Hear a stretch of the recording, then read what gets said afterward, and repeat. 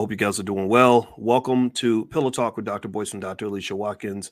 My name is Dr. Boyce Watkins, and I'm here with my lovely wife, Dr. Alicia. How you doing today, babe? I'm doing all right, but I wish we were like on our pillows for real. Yeah, I Yeah. know, I know. Yeah, sometimes we do pillow talk and we're not actually on our pillows, and so I don't know if I don't know if you call it table talk now or something, but this is us in our offices, and it's funny because we're actually in rooms right next to each other. So This is uh, office yeah, I guess it's office talk, water cooler talk. Maybe that's what we can call it. water cooler talk. Yeah. And we Yeah, have a water yeah. cooler. We should just sit our chairs out there in the water cooler and We just do have a water drink cooler. water We and legitimately do, and we drink a ton of water every day. And when we get up in the morning, first thing I do when I get up is start drinking water. But anyway, all right. So I want to welcome everybody and say hello to everyone that's joining us today. In case you don't know, Pillow Talk with Dr. Boyce and Dr. Alicia Watkins is where I get together with my lovely wife, Dr. Alicia, and we talk about issues of the day. Just we try to have intelligent, fun conversations about things that Black people might be interested in. And I want to do a quick sound check. Can you let us know if you can hear us? Give us a quick yes if you can hear us. Okay, yes. Let us know if you can hear us. And also, I want you all to know that I am a finance PhD and a finance professor. My wife is a professor of social work and a licensed therapist. So we have some fun little debates about topics, things that relate to love and money, and just anything that makes us think. And so I want to say hello to Vita and let's see, Alleluia. Is that right? Big Bird. My name is Corey. How you doing, brother? Good to see you. NA. Let's see, Chanel Shakur, Michael McCurry. Good to see everybody. So good to see you. All right, so let's hop into the conversation as you hit the thumbs up button. Thumbs up, share, subscribe, all that stuff. All right, so Michael Frederick says, think and go rich. That's right, brother. You got to think and you got to grow rich. All right, so here is what I wanted to talk about. So did anybody see, give me a yes or no, did you see that Kamala Harris invited the cast from a different world to the White House? I'm going to ask my wife, did you see that, babe? I saw it a few months ago. I think it's a good idea. That was a very good idea. It wasn't a few months ago, though. It was like a few days ago. A few days ago? Yeah, I saw it on my social media. Maybe they were promoting the idea and it actually happened a few days ago, but I remember seeing things online about them coming to the White House a while ago. Yeah. It was so Kamala brought the cast of A Different World to the White House, and they had they had a little powwow, I guess, and I think that it was related to the student loan stuff. I think that it was the student loan discussion that kind of led them to bring them in because, as you know, the Biden administration is talking a lot about student loans and student loan forgiveness. So they thought that bringing in the cast of A Different World would be kind of a cool way to celebrate that. And I'm gonna tell you, I love the cast from A Different World. Yeah. And I know you do too. I mean, how many of y'all, give me a yes or no, how many of y'all watched A Different World when you were growing up? Give me a yes. All the Different World fans, give me a yes in the chat if you grew up with that show and really liked it and enjoyed watching it and just had a lot of fun with it. I know I did. Were you inspired by that show, babe? Didn't miss an episode. Oh my goodness, I was in college. Weren't you in college too when The Different World was on? So that, that was a beautiful thing to see and to witness. Shout out to Bill Cosby for making this happen. Yeah, and you and I are friends with Daryl Bell. It's not Daryl Bell. Daryl Bell. That's his name. You know what? The reason I did not Daryl Bell, by the way, Daryl Bell played Ron. He played Ron, Dwayne Wayne's best friend. And I'm sorry, Daryl, if you're watching, brother. I apologize for getting your name wrong. The reason I felt like I said his name wrong is because there was a great attorney at Harvard Law School named Derek Bell. Derek Bell, the creator of critical race theory, actually. Oh yes, yes. I use all of his stuff in my diversity practice class. Oh yes. Did I ever tell you I talked to Derek Bell one time when I was teaching at Syracuse? Really, I would love to speak with him. Yeah, I have no idea why we were on the phone together, but we talked and I liked him. And that's all. At that time, I didn't know how big critical race theory was. I just knew he was a Harvard professor and I respected that. And another great one there was Charles Ogletree. Charles and we both spoke at the National Black Law Student Association Conference. We were the two keynotes, and it was in Detroit in 2006, right before Kwame Kilpatrick got popped up and. This is so crazy. 2006. Yeah, I hung out with Kwame Kilpatrick at the FAMU homecoming because I was living in Tallahassee at the time. Small world, so Boyce. Isn't it a small world? Well, it's not a small world. It's a different world. It's a different world. It's a different world. Anyway, all right. I know my parents. Every time I think of this, I want to start singing that song. I know my parents love me. Stand behind me, come one day. Ooh, that was a great song, and you hear it. It's almost like that song from the Jeffersons. Remember? Nobody knew the words, but it's like, did do down in the kitchen, a being down burned on the grill. Take that whole. I think black people. I'm gonna tell you. Here's what I think. I think black people. We're gonna get to the top in a minute, but I We feel like make TV better. we make the best theme songs. Good times anytime you need a payment. Good times anytime you need a friend. Like I feel like we are just like every song that has been made for TV shows. When we sing it, we blow it out. When they do it, you get like I don't know. Well, the best white song theme song I've ever heard was "Wouldn't You Like to Get Away? Sometimes you Cheers. want to go where everybody knows your name." That was a good one. And I then, like but then, Family Ties. Family Ties. That's a black person singing Family Ties. oh yeah, what was that? You got to help me know the words now. What, Family Ties? Yes. It was something Mm-hmm. about family, and it made you feel really good. And then the only other song, and then I promise we're gonna get back to the topic. Okay. And the only other song that I thought was cool was Frasier when he was sounding like a black man. Baby, I hear the music calling, toast salads and scrambled eggs. Anyway, And so the Golden Girls, you can't forget the Golden Mm, Girls. Thank okay, you there we for go. being a friend. That's okay. Okay. So they do have a few good songs. All right. I think we're the best ones. But anyway, so here's what. So let's get back to all right. So different world. They visit Kamala Harris in the White House, and it was interesting because I was really curious to see how people felt about this visit because how the Democrats do. They tend to show up and get extra black when it's election season, and they sort of disappear when for the other 3.6 years. But the last few months they pop up and they start doing all this black stuff, and I think black people kind of know what's going on. They kind of hip to the game. So I went to Kamala's page, and so Kamala has the video, and it's really it's real. Let me turn this off because if I play the theme song, they'll give me a strike on YouTube. But anyway, so the interesting thing was a lot of the comments were very negative. A lot of the comments were very. I mean, people were not generally very. They were just generally not very supportive of what happened here. Like not because they don't love the cast of Different World. I think they seemed to feel manipulated. Oh, the timing of it all. I mean, they got to pull out all the stops now. This is some serious stuff. Yeah, almost like one of those things where it's like, okay, here you go, doing what you do in every election, where you get extra black, and then after the election's over, we don't hear from you again. Ignore yeah. Yeah, and I'm looking for the comments. I actually lost the freaking page. I had it up on my phone, queued up, and I want to read some of the comments. And once I find it, I'll read them. But on generally Instagram, right?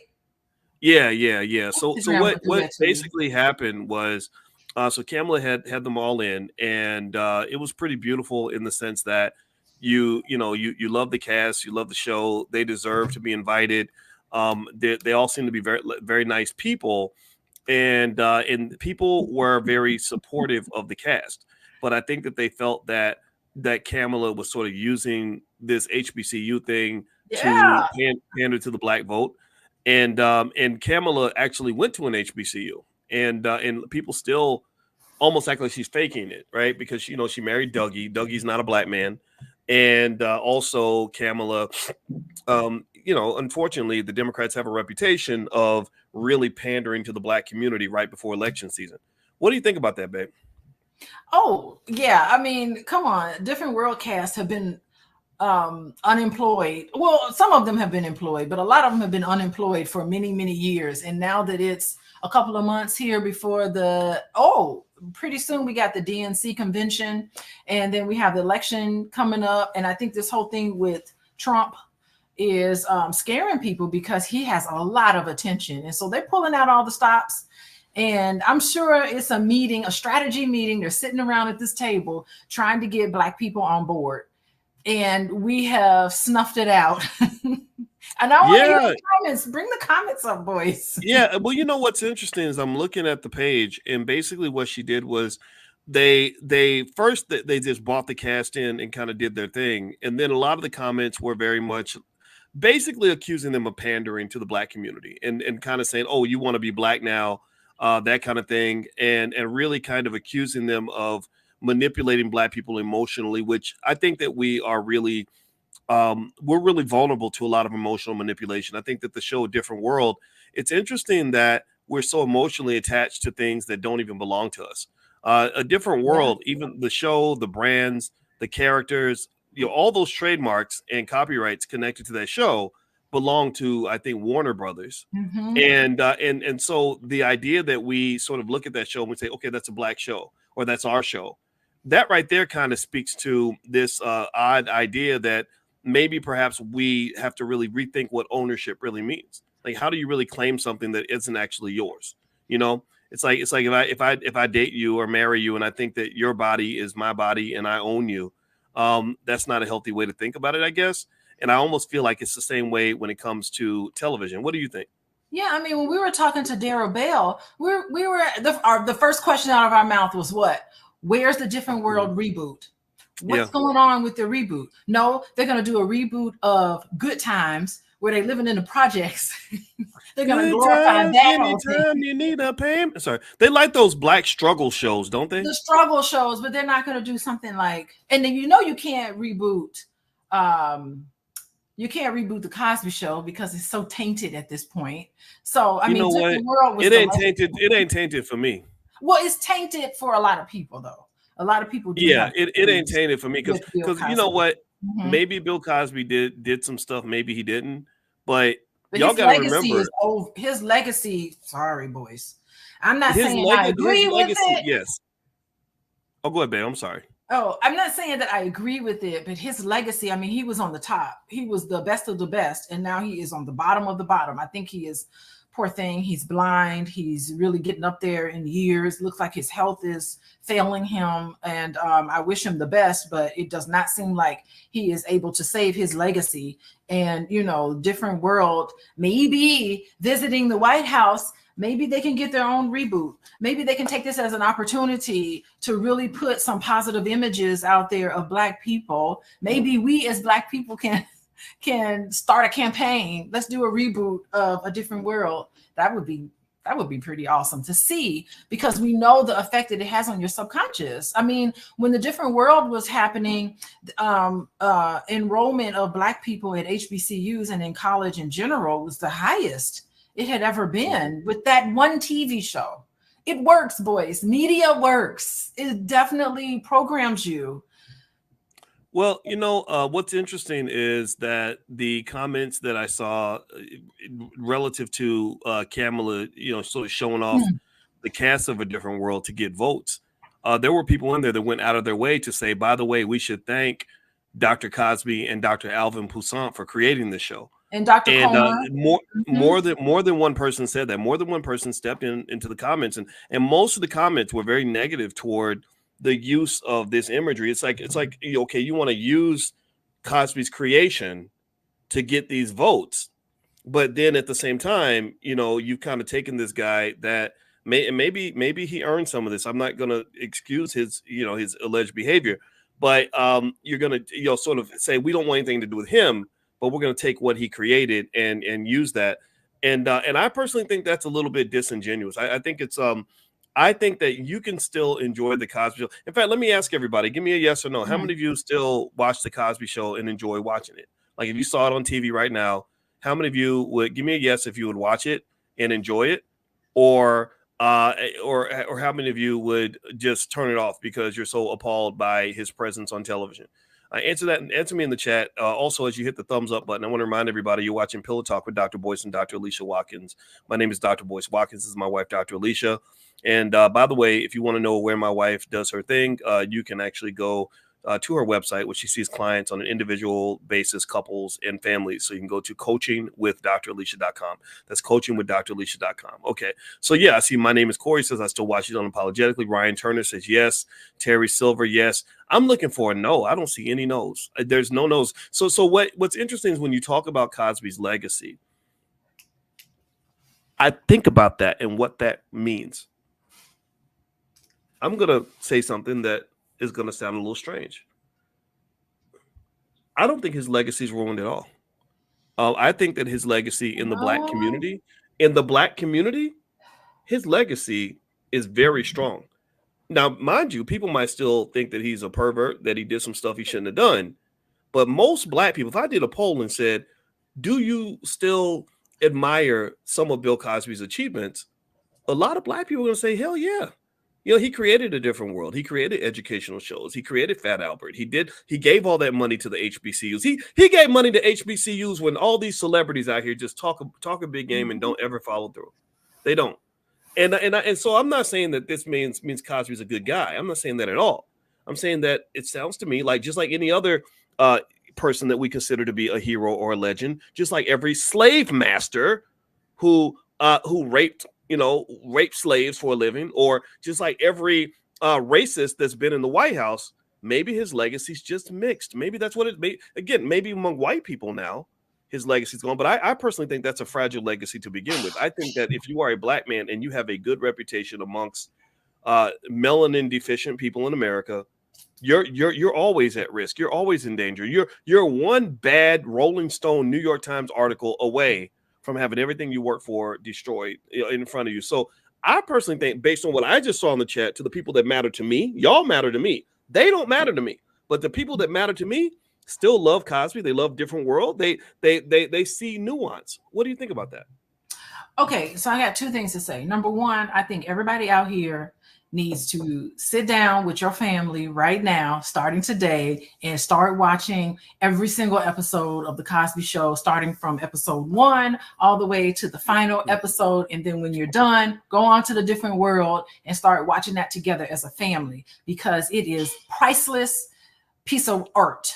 Okay, I just want to say that. Now, yes, we know the contributions that Bill Cosby has made to television and to Black people in general, but we also know that he fell flat on his face. He went to prison. Seemed like any and everybody who was around him in that time started hollering and got on the bandwagon. I'm talking about subconsciously. We saw him fall, and his legacy in general, his legacy in general has been tarnished. He fell from grace. He was voted, I believe at the time, he was voted the #1 TV dad from what was it called? TV Guide voted him. That means he beat out all the other white fathers that we saw on TV. He beat all of them out. He was the #1 TV dad. He cut across everything. And I think with Bill Cosby, I think he knew the impact of his work. He knew the impact of the Cosby Show, and he was a little upset with what happened after the Cosby Show. Because remember, the Cosby Show was like a seminal piece where we can say, look, Black people can name their children Theodore, what was his middle name? Theodore. I mean, come on. That's so, it's a little elitist in a way, right? To have a doctor and a lawyer and to show all of that. He thought that the rest of the Black TV shows would follow suit, and it did not. You know, what happened after the Cosby Show met its success, the subsequent shows behind it was, you know, back on a little bit of buffoonery again. And I think Cosby became very upset with what Black people were doing. And he felt that we needed to carry ourselves a certain way. So it was this inner battle. And I think, you know, that made him, he became a little cynical when you listen to his speech. And then he gave that speech. Do we want to talk about that speech he gave? The famous speech. The pound, what's it called? The pound cake speech? Come on. Yeah. The Well, pound cake speech. remember That's the sad. 90s? That was You very talking sad about, speech he gave. you know, you're talking about when you were talking about the buffoony shows in the 90s. I think the epitome of that was Homeboys from Outer Space. Remember that?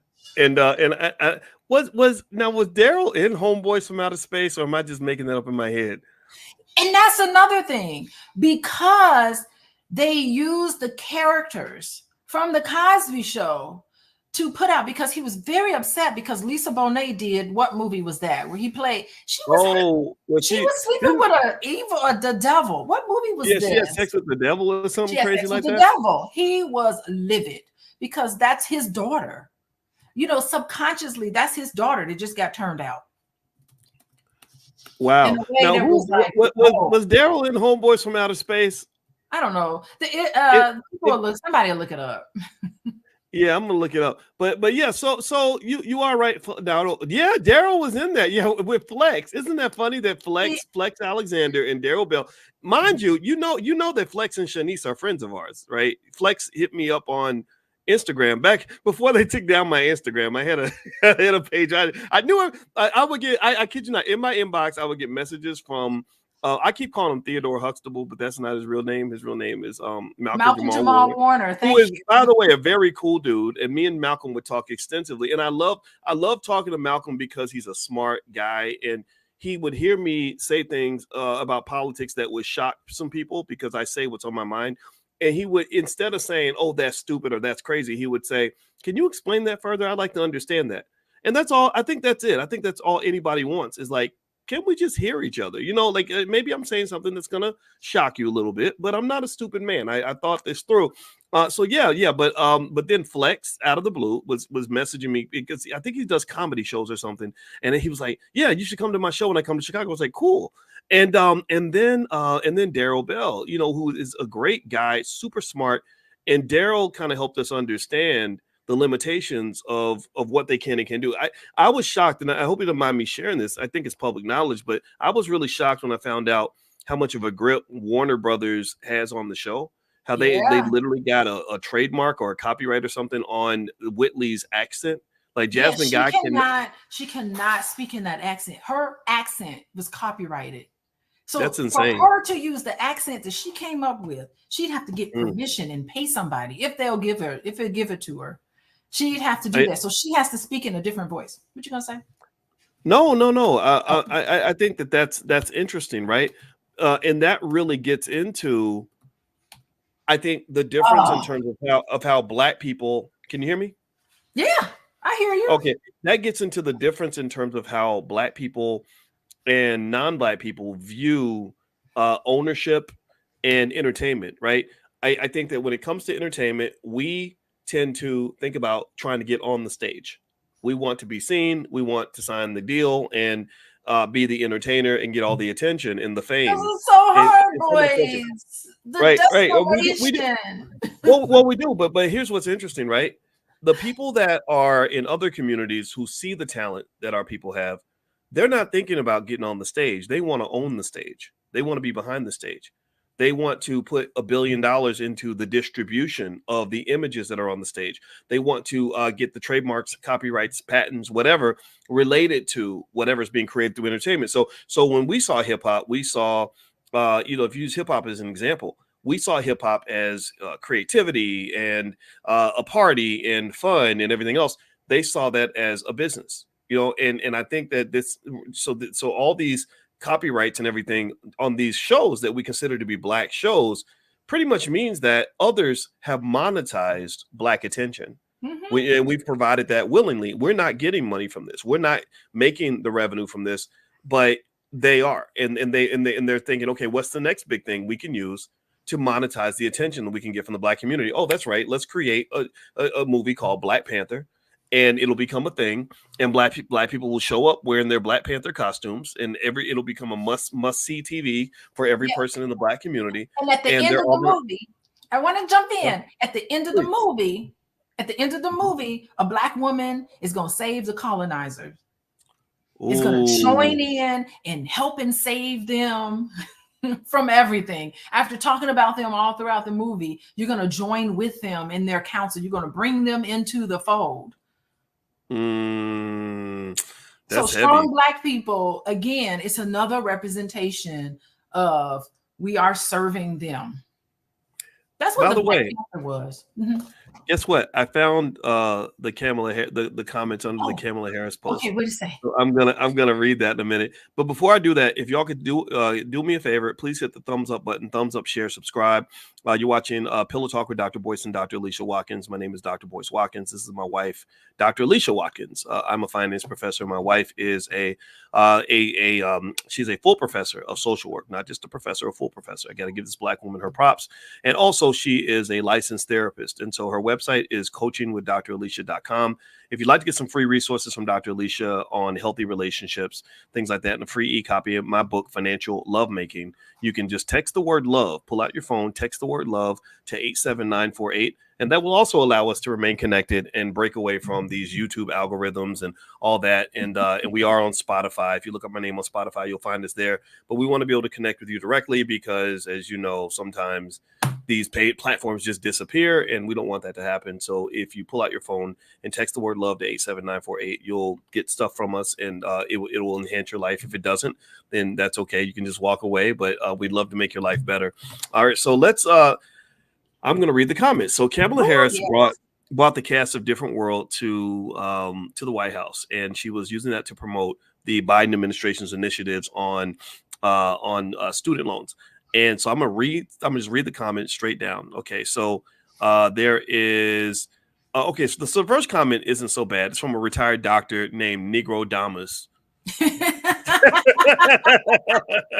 That's a great name. He says, I'm a retired doctor. Y'all need to start doing more TikTok because of the influence it has on young minds. They do not get info from CNN and Instagram. My young niece did not know of the Biden's awesome accomplishments because she gets her news from TikTok. So sad. Okay, that's not bad. But then the next person says that they effed up their show by having Kamala in the video. Like, it was a great video until Kamala appeared. The next person, B. Irvin, says, "Oh, it must be time to get the Black vote."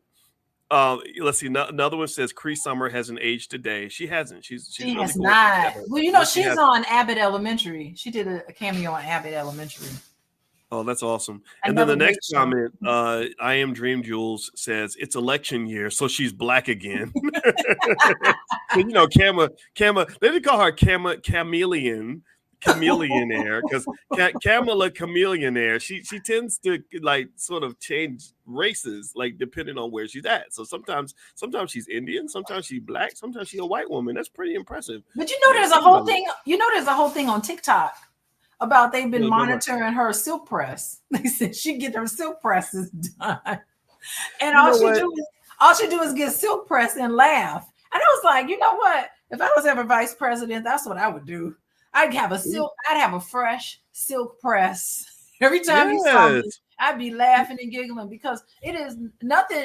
It's just wonderful being the vice president. It's not much on you when you're the vice president. I don't know All about you that. do is just So hold up whatever the president says. You just like all you like, do is listen to what the president says, and then you just say it in your own words. You can put the president's speech into AI, Chat GPT, and just create yet another copy of his speech, and that's it. Vice president. At least that's what I see. So okay, so what he said. I don't hate it. Okay, so here's another one. Someone says the VP ain't FBA. FBA stands for Foundational Black American, No, which is interesting not.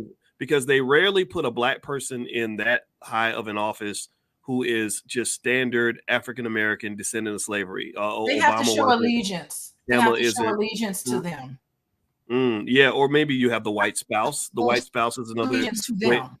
Yeah, I think the white spouse is another signal that you are a little bit safer. And in addition to that, if one of your parents is from another country, like Ketanji Brown Jackson had the white spouse, also her family's not African American. So really, I think it is important, when we're looking at so-called Black faces in high places, I think that it is okay to make a distinction between those who are African American and those who are just Black. What do you think? You know what just occurred to me? What? Isn't that what we saw in the Black Panther? Because it really wasn't African Americans that helped the white people out. It was the other Black folks who helped them out. It was the people in Wakanda, where the African Americans were kind of just like playing basketball and doing treacherous things. Because remember, Killmonger, is that his name? Killmonger? I can't get, Killmonger. you know how I feel. Killmonger represented African Americans. And his role, he was so demonized in his role. He wasn't helping out. So that's what we are. We're part of the Killmonger group. And I think that the other group, the Wakanda group, who eventually came in with their accents, because I let you know that they're not here.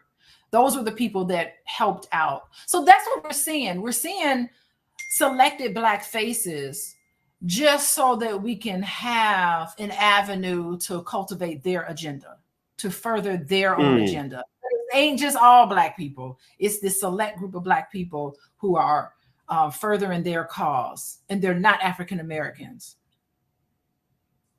Well, the way I kind of look at that too, what I kind of see with Killmonger versus the Black Panther kind of thing, and you are 100% right about that, is that there is, I think there's this belief that African Americans are these flawed, damaged people, and that the best thing, in the tradition of racist white paternalism, the best thing they can do for us is to teach us how to be a little more civilized and how to put the past behind us, right? So, and what's interesting is that even this week I saw Nick Cannon, who was humiliated pretty badly, unfortunately, by the people that kind of run Hollywood.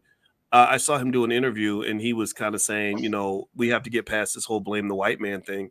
And I felt like, and I don't disagree, right? Hold on, wait. Nick Cannon, yeah, Nick Cannon said, but don't get me wrong, it wasn't a bad interview. I don't think Nick's a bad guy. I spent about an hour on the phone with Nick's father. I can learn a lot by listening to how your father talks, and I liked his dad, and I liked Nick. But unfortunately, Nick. Well, the hard part is that Nick was the wrong guy to deliver that message because unfortunately Nick is a little bit incarcerated. He's in this space where he's making lots of money playing these roles, on these goofy shows, and a walking just sort of stereotype. Yeah, but then on top of that, though, it's like he was humiliated. Like, they really, when he did that interview with Professor Griff, where they got into this conversation about who the original Jews are, which is apparently, that's just a conversation you're not allowed to have if you're from Hollywood. You're not even allowed to ask the question. Like, remember Kyrie Irving, he just literally retweeted somebody asking the question. They punished Kyrie in the same tradition that they punished Nick. And it's kind of like sort of saying, like, look, you need to remember who's boss. So Nick submitted to that. Nick apologized repeatedly over and over again. He's got child support payments. Well, he does. He got child support payments. That's real talk right there. That's so true. I mean, I guess a lot of people would apologize to pay their child support. He's got to survive. He's got to survive in this world. Nick's gonna have to work till he's 112 because he got about 8. Never stop. Ain't never gonna stop. That man got a big family. Anyway, though, but the thing was that I felt like Nick was not the right guy to deliver that particular message about what African Americans need to do, because he's speaking from a position of what appears to be some type of servitude or something where he has to be committed to something. And so anyway, so going back though, let's go back to the whole Killmonger thing. I think with Killmonger, you're right. It does represent sort of this idea that African Americans need to get over it, that we are damaged and that we behave this way because we have refused to get over the fact that we are hurt by what others have done to us and what we do to each other.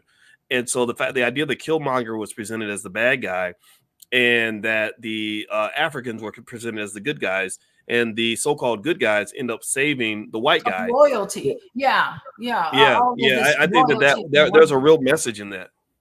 Yeah, and if you look at Black Panther 2, if we want to get into the second one, everything was, I mean, okay, I love the rise of the Black woman, but it was the rise of the Black woman to yet again save white people.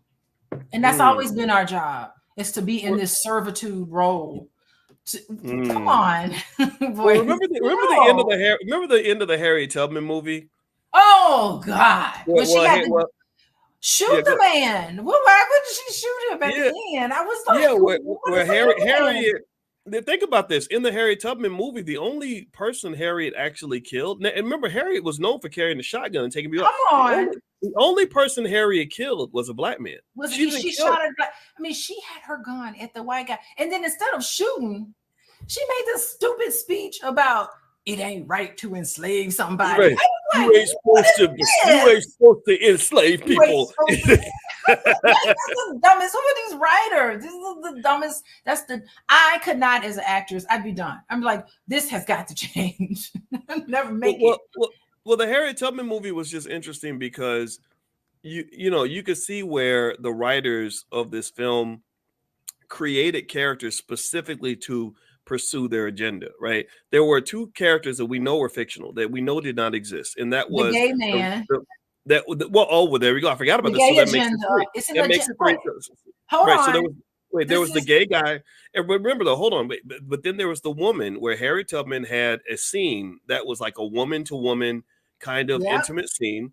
Yep. And then there was the big, angry, dark black man who ends up killing the black woman. And I said, this is so crazy. Come on. They literally, in the middle of this film that's supposed to be kind of historically accurate, they create black characters that fit their agendas, and they make the black man the most evil person in the movie when you've got slave masters sitting on the other side who don't even get punished for what they did. Now, one slave master died in that whole film. You trying to tell me, come on, not one slave master. And this ain't no hate for LGBT, for the LGBT group. This is their month.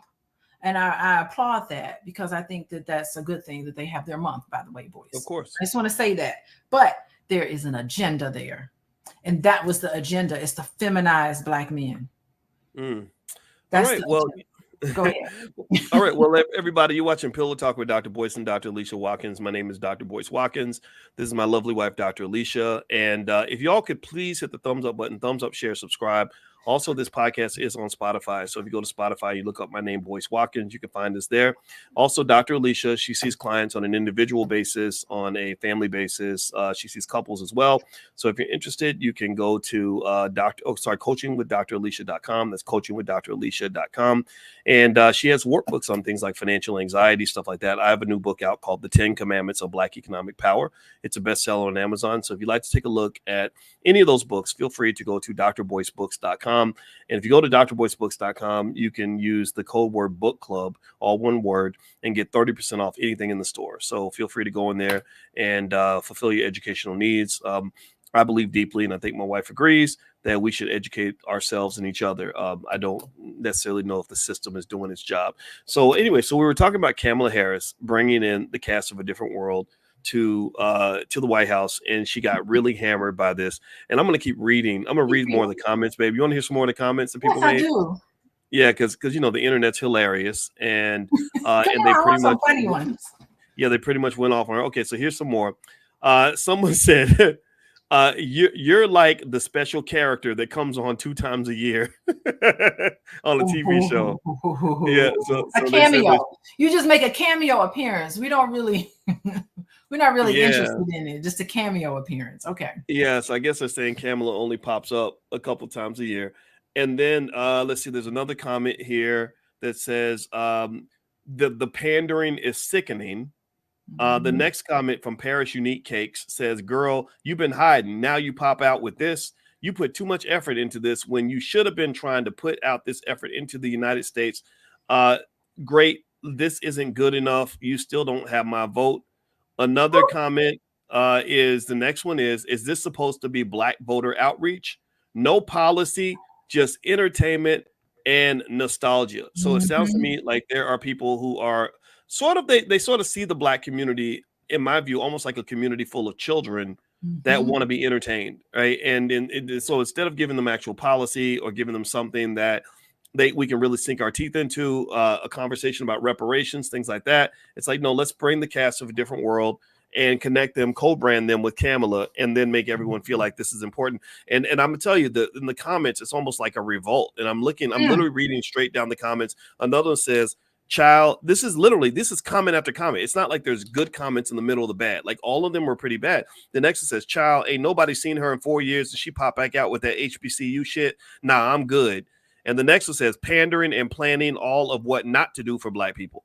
The next comment says, Oh, let's see. The next comment is, it's so weird how Kamala remembers she's black only during election years. Let's see. Another one says, let's give Mr. Cosby his flowers for creating this. And I'm gonna tell you, I think that was a pretty heavy comment. Now, Cosby, we talked about him earlier.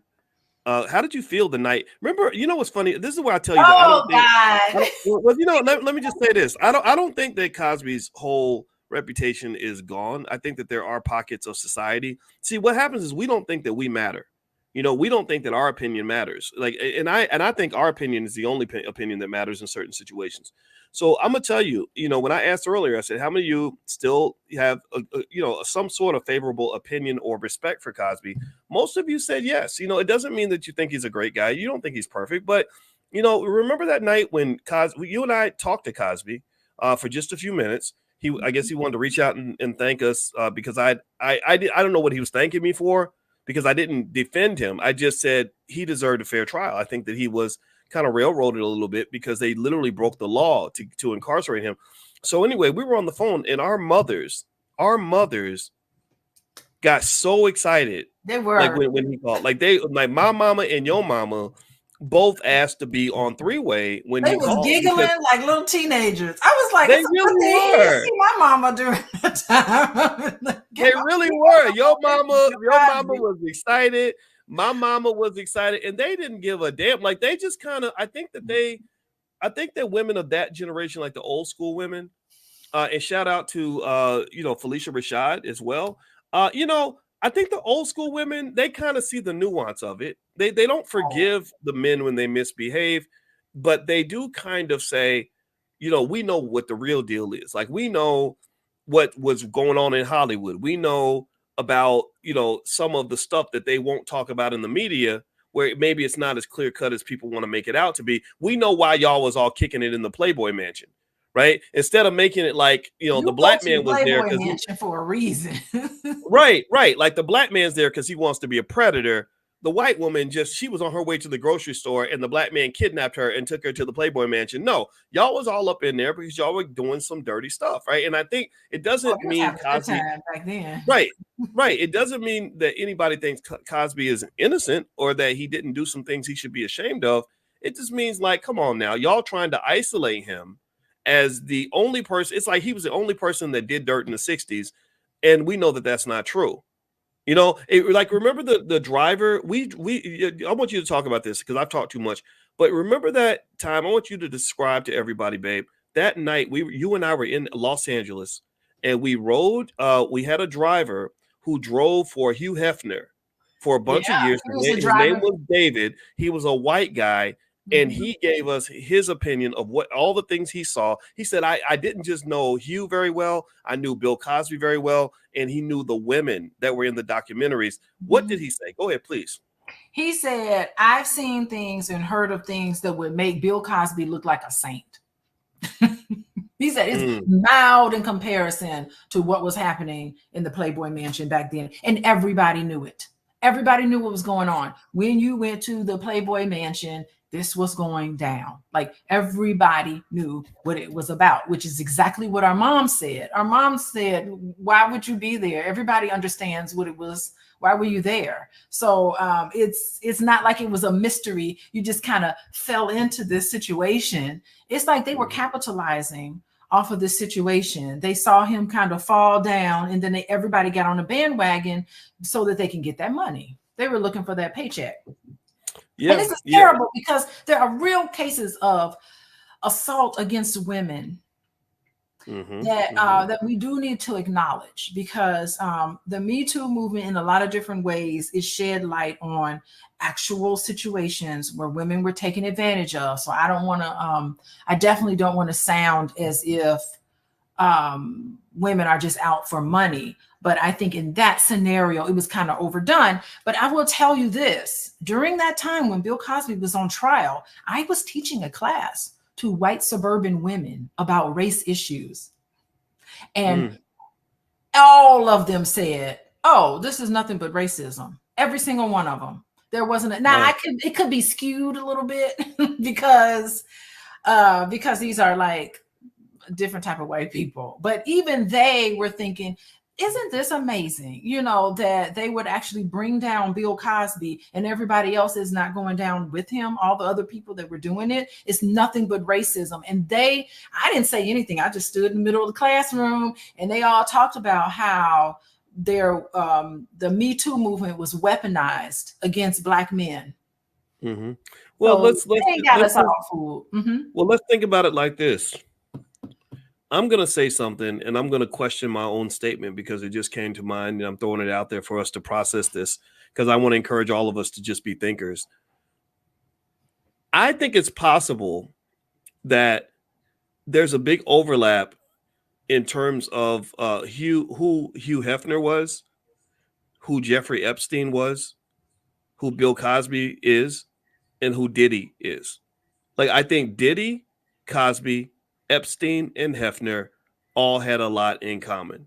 I think Diddy, Cosby, Epstein, and Hefner could have all partied together. Maybe they did. Maybe they did. It's possible. Ain't no party like a Diddy party. Right. So you saw. So Yeah. Epstein got it. He paid the price for his behavior. And really, I think that there's even something deeper and more sinister going on, right? Not to feed, and I see, the name Weinstein, maybe that's another name to throw in there as well. And here you're talking about men who were all invited into the most privileged circles. You know, Hugh Hefner is glorified. I mean, Hugh Hefner is glorified. I mean, they've done specials on him. He got roasted. Like they have treated him like a saint. And it wasn't until he died. It wasn't until Hugh Hefner passed away that now all of a sudden this Me Too movement is now being seen. Oh, and another name I would throw in there might even be R. Kelly. I think R. Kelly is something different. Really? Okay. I don't think we can really compare R. Kelly to Bill Cosby necessarily, because that's just a whole different thing that's happening. I think, R. Kelly is a tough one to defend. I'm not defending any of them. I'm not. No. Let's just be clear. I'm not here to defend. Yeah, I'm not here to defend any of them. What I am here to talk about is the compare and contrast. And I want to ask y'all, give me a yes or no.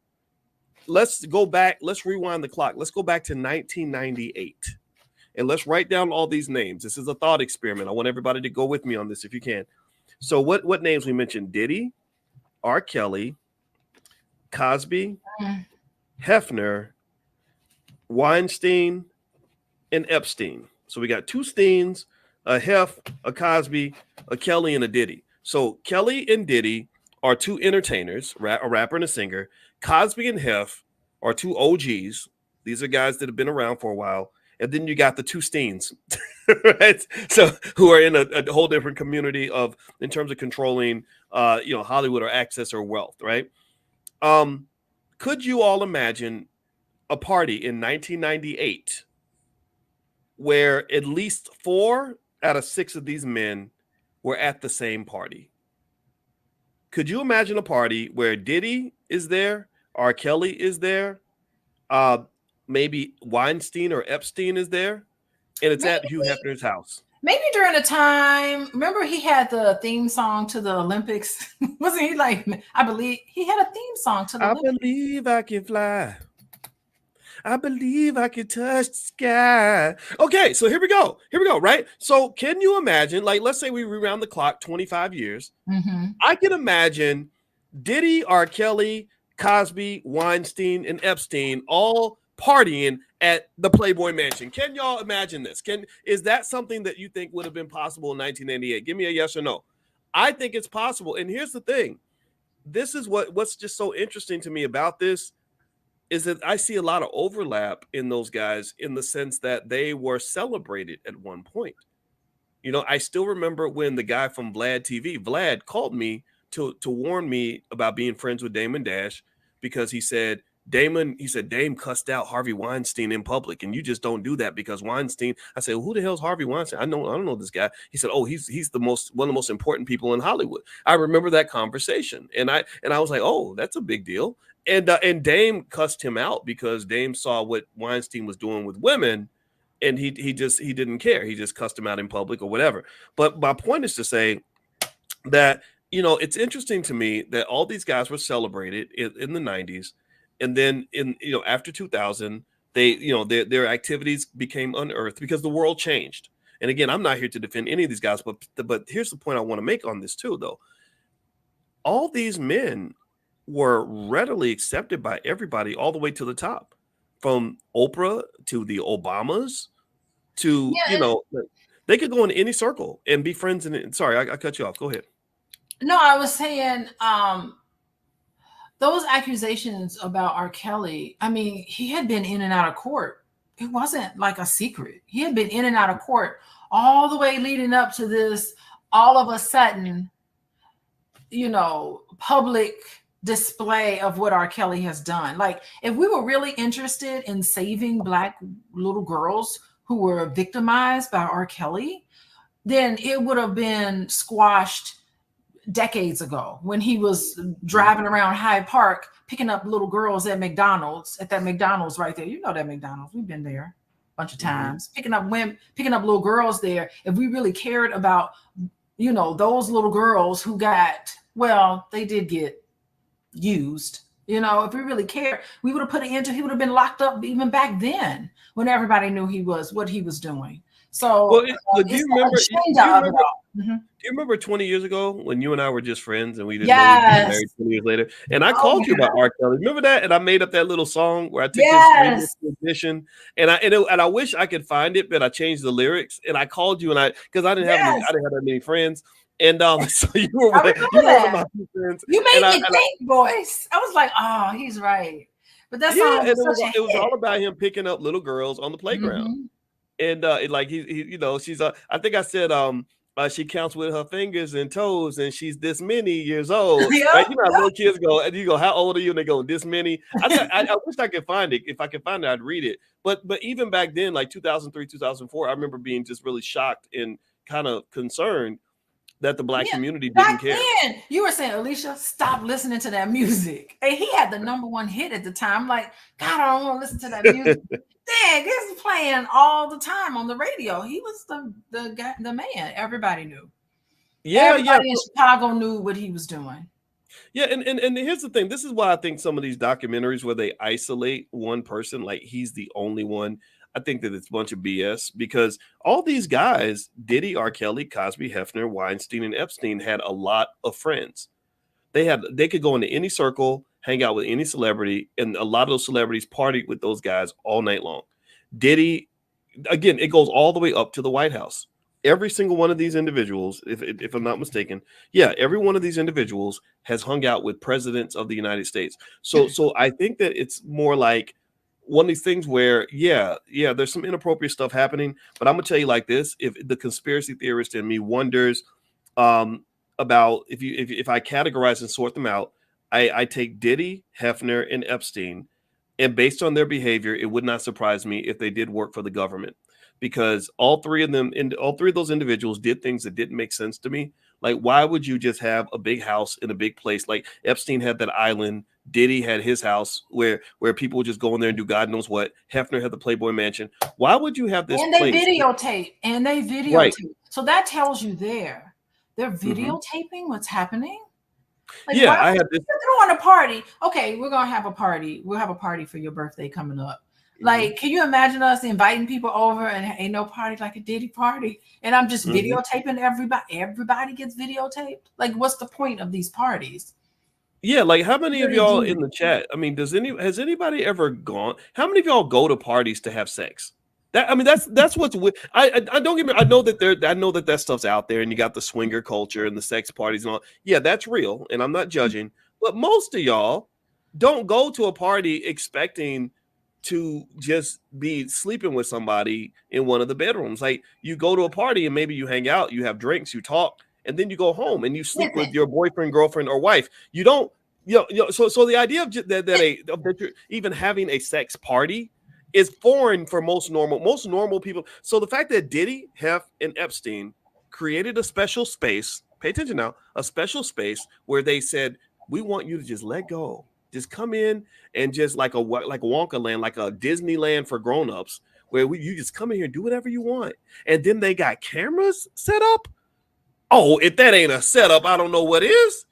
Let me tell you something. There's a Wait, price for fame. And this system that puts you on top, it will chew you up and it will spit you out. And that's what happened to the black men who forget who and what they are and where they come from. And the fact that this system that doesn't need them anymore, they're done, they're useless at this point, and they're spitting them out. And it's rinse and repeat. It's rinse and repeat, boys. You know it is. I'm gonna tell you something. I think I figured the formula out. Now, I sent you a text today. Didn't I send you a text message today, boys? What did I? Don't be ignoring my text. I don't remember which. I sent you a text message, and I'm gonna tell you something. I think Cat Williams is on to something. Oh Cat Lord, Williams not Cat Williams again. Huh? I said, no, not Cat Williams again. Cat Williams is on to something when he talked about how they marry these black men off to these, oh Lord. I think he said light-skinned, funny-faced women or something. Light-skinned, funny-faced women. And who is Eddie Murphy now dating? Some light-skinned, funny-faced woman. Well, she's not light-skinned. She's Australian. Well, whatever. That's what they do. And I mean, just these weird photos. There's a bunch. I've been sending them to you boys. And I'm like, what the heck?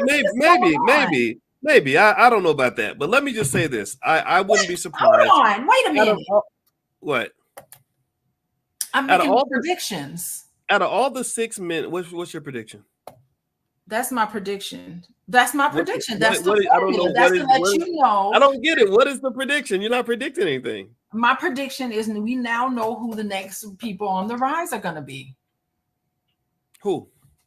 It's going to be one of these black men who are dating these women who are dating these women. Eddie Murphy's a legend already. I don't understand what you're referencing. You're not making sense to me, babe.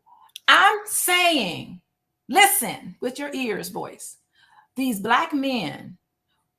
Okay, so we just laid out the formula. How you're brought into the system. It's a ritual. You're brought into this system. Cat Williams talked about it in January. He started the new year talking about this. It's a ritual where these black men are getting married off to these white women or these high yellow. You know how he mentioned, what did he say, Boyce? You had it. You just said it. He said light-skinned, funny-faced women that don't talk too much. Yes. And that's what you see. And I gotta go. But anyway, that's what you see, and that's what we're seeing now. I think that that's the new formula now. That's how we can now tell who the next people on the rise are gonna be. That's how we can identify them, because their whole life, Eddie Murphy's never dated a white woman his whole life. I mean, you don't really see him that much. And then all of a sudden, there's a rash of these black men who are just dating these that are. I chalk it up to the fact that California guys don't like black women. That's what I think. I think it's most of the black women I know in California, they pretty much say that the black men avoid them, right? And that's and I would just say, but just going back, I don't know about what you refer, like you and Cat Williams can talk about that one, but I'll just say this.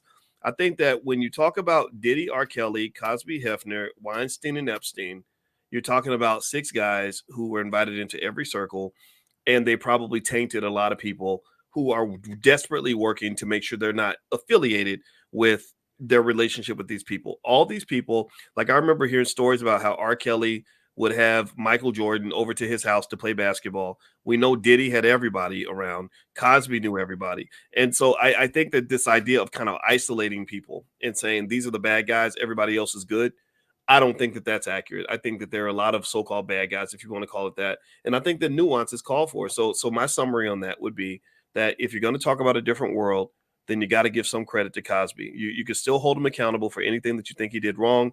But the man had a brilliant career. He did a lot of great things for the world. And I think he's going to have a great legacy in the black community. And I'm sick and tired of white people deciding, what the legacies of black people are going to be. Cosby went out into that world and they lifted him up, and the same people that lift you up can tear you down. But I don't think he did a lot for black people too. So here's my theory. I'm going to lay out my theory here. Okay. I could be stretching it. Just as successful black women have to attach themselves to white men to get their good nigga sticker, for the lack of a better term. So do black men. Black men, Yeah. it's not good. You're not going to see the rise of a black man and a black woman together in their system. That's what I'm Typically saying. not. You're not going to Typically get a not. rise. You're not going to get the rise. And I don't know how Denzel Washington has been able to. I think Denzel Washington, I don't know how he's been able to escape it. He's been pretty squeaky clean so far. But you're not, for the most part, this is my theory, and we can test out this theory. You're not going to see the rise of a black individual unless they're hitched on to somebody who's white. That's my theory. I mean, I can see that, right? I look at it as like you're traveling down the road, and if you have a car, you can go further, and you can go faster. But it's still possible to travel without a car. You just have to walk a lot further, right? Like you do have a lot of really prominent black couples. LeBron and his wife, have done quite well. Samuel Jackson has a black wife. There are lots of black couples that get certain opportunities, but I do agree with you at the same time that when you send these signals, like you say, look, hey, my wife is white, or hey, I'm not really black, I'm African black, right? These little subtle differences that does open doors that you would not have if you are a pure African American couple. Like Ketanji Brown Jackson would not be on the Supreme Court if she were an African American woman with an African American husband, because I think white America knows just how much they owe us. And they know that if you are intelligent, conscious, and black, like James Baldwin said, you have to be full of rage. If you are African American and you are not angry about what they've taken from you, what they've done to you, he says basically something's wrong with you. Right. And so I really think that that's part of the reason why we're pushed out, because I think that there is an expectation we're going to have some anger. And truth is that we're supposed to be. When things like that are done to you, you're supposed to be mad about it. So shout out to the angry black people. I think that you have it right. Babe, I'll let you get the last word. Any final thoughts? Well, that was my final thought. My theory that I lay out. We should do some more talks about this and to see, this is my model. And let's just pull the data in as we go along our little life, watching and observing and paying attention and using our critical thinking, our critical thinking brain. Let's see how the data fits this model. Okay. All right. So Yeah. So we can have a show, Conspiracy Theories with Dr. Boyce and Dr. Alicia. How about that? All right. So I want to say thank you very much, babe, for hanging out with me. You can follow Alicia on Instagram at Coaching with Dr. Alicia. And her website also is coachingwithdralicia.com. So if you're looking for a good therapist, she can help you. I don't know how much space she has on her calendar. You're pretty busy, I know. But you guys can go check it out. She also has classes and workbooks and things like that. We're all about healing and making yourself healthy and having healthy relationships, and also about black people loving each other. That's what we believe in. That's what we like to do. And also, if you want to get free resources from Dr. Alicia, you can text the word love to 87948. Text love to 87948. We believe deeply in the strength of the black family as a key and critical element for black success and prosperity. So we don't hate anybody. I don't hate white folks. I have nothing against any other group, but I just love myself and love my people, love my family, and love my woman. And I ain't nothing wrong with that. And I ain't never gonna apologize. So they just be waiting for the apology. By the way, so tomorrow morning, don't forget, we also do economic awareness training where we help you to elevate economically. So if you are into economic elevation and you want to join us tomorrow morning, the class is totally free. We've trained millions of people on how to get your economics right. You know, my PhD's in finance. Just pull out your phone, text the word morning to 87948, and I will send you an invitation to join us tomorrow morning at 10 a.m. We do this every morning at 10 a.m. Eastern. So text the word morning to 87948. Or if you live in another country and you can't do the text thing, just go to drboyceelevate.com. That's drboyceelevate.com. And G Love says, shout out to Constance Carter. Yes, that is another person that we love. So thank you all for hanging out with us. We'll be back again soon. Make sure you subscribe and thumbs up and all that stuff so you'll be connected. And we'll let you guys know when we do another one of these talks. So take care. Love you. And thanks again, babe. Talk to you later. Bye-bye. These demons through life and how you can work through these things. Remember when I was mentioning to you all that undiagnosed, untreated trauma is, in my view, the greatest impediment to black wealth, because to build economies, you need trust, and traumatized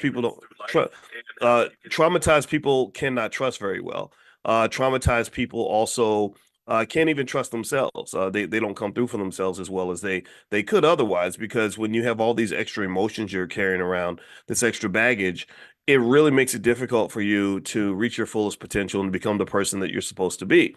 So this is one of the reasons why I think even with our kids, we want to work very, very hard to help them shape their identities and at an early age, so that they don't have these impediments that keep them from becoming their very best selves, right? So I personally think even things like racism, I know that racism in Kentucky, growing up as a black kid in Kentucky, really sort of gave me a weird inferiority complex that I was constantly fighting, where I would be shadow boxing. I'd be fighting battles that didn't even exist because I was so traumatized by this idea that I was going to be treated differently just because I was black, and I know that even as I got older, there would be situations I would walk into where I didn't feel comfortable, or I was dealing with all these excess emotions that kind of blocked me from being able to really just do my thing and to react to things in the right way, in a measured way. It's like when I was teaching at Syracuse University, I remember dealing with white kids, and it sometimes conflicts would emerge because maybe I'd get offended by something somebody said or whatever, instead of me just dealing with the issue. Now, I think that we might have, speaking of dealing with the issue, are we back? Do we have audio? Yes, I have audio. I figured it out Okay, quickly. great. All right, very awesome, very awesome. All right, Okay. so babe, why don't you tell them who you are, what you do? I assume most of y'all know this is my wife, Dr. Alicia Watkins, and I'm going to mention this really quickly. My wife is a not just a therapist. She is a therapist that trains other therapists, so she's really good at what she does. Also, she is, and I got to give props to the black woman next to me. I hope that's okay. She is one Well, of the few, a very small percentage of PhDs. First of all, only less than 1% of the population has a PhD, and that percentage is even lower when you talk about people that look like us. But then even beyond that, a small percentage of PhDs become full professors at a university, right? So she's really rare in her field. She's one of the best around. I watch her every day in terms of the fact that she listens to therapy trainings just for fun. I've seen her read books hundreds of pages long on the subconscious mind. So she's really a great partner in terms of being able to understand what's really happening with our mindset and our money. So with me saying all that, babe, why don't you tell them look who at you are, what you you. do, and everything else? Because I have to lay it out there. I want to lay it out there because I don't want people, because there are a lot of people on the internet who sound good but don't know what the hell they're talking about. Yeah. And I know you put in 20 years of work, 30 years of work into this stuff, right? So to me, I think there's a difference between somebody who has been studying something for 20 or 30 years versus somebody who just got up one morning and decided to start a podcast, and so because it really can cause you, it makes the difference between getting good information and bad information, or scientifically proven information, versus just something that came off somebody's hip. So anyway, I'll let you go ahead and take over from here. Why don't you tell them about what you do and everything else? Yeah, my name is Dr. Alicia, and I am a social worker. I like to present myself as a social worker first because that's my background in my training, and I work as a professor in the Department of Social Work at a a nice institution. So that's what I do. I do train other adults who want to change their career and become a social worker, many of them, and I also do a lot of supervision for individuals who want to get their license. So I'm a licensed therapist, and so I help sign off on other individuals who have completed their degree and they also want to become a therapist, a licensed therapist as well. So that's some of the things that I do. And I also have my own private practice, and I do a lot of work, particularly with a lot of your students, Boyce, but also some other people as well. So I work with families, I work with couples, I work with individuals who have these demons attached to them. I love this whole, what is it? You said financial demons Yeah, that you're going financial to talk about demons. today. Yeah, Yeah. that's So, yeah. Go ahead, mhm. please. Sorry. Yeah, I mean, I think I love that whole concept. And, I'm not going to say demon in my practice, but I mean, that's essentially what we're doing.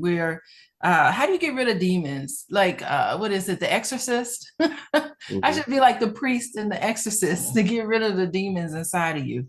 So, I love Yeah, that. I love that whole yeah. Well, concept. yeah. Well, let me lay this out. I don't think I've never seen that term financial demons used in any other setting, in any textbook or anything. But but that's the goal of the Black Business School and our financial therapy department is we're not here to just simply replicate what's already been studied. We want to go deeper. We want, we're the black wealth, the black wealth surgeons, of America, in the sense that, to solve a serious problem like the racial wealth gap, you really need to do that surgery. You need to do that specialist focal, very, very deep focused specialization that's going to allow you to figure out from a nuanced fashion like what's really happening here, right? So the term financial demons is basically something, or you can call them money demons, either one, whatever you want to call them. It basically comes from any fears or anxieties or negative beliefs about money that can really undermine and sabotage your financial thinking. Now, I want you guys to give me a yes or no. Would you say that there are money demons in the Black community? Do you think that there are fears when it comes to money that plague us, anxieties, just stress that comes when it comes to money? Are there negative beliefs that hold us back?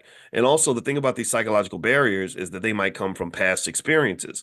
I want you to think about the past experiences that you've had or that you've seen other people have that may affect their decisions when it comes to money. Social pressures like keeping up with the Joneses, following whatever you saw them do on BET, ingrained beliefs. Do you think that there are any money demons that relate to ingrained beliefs, maybe cultural baggage or social norms or generational curses that relate to money that keep us broke, that keep us struggling?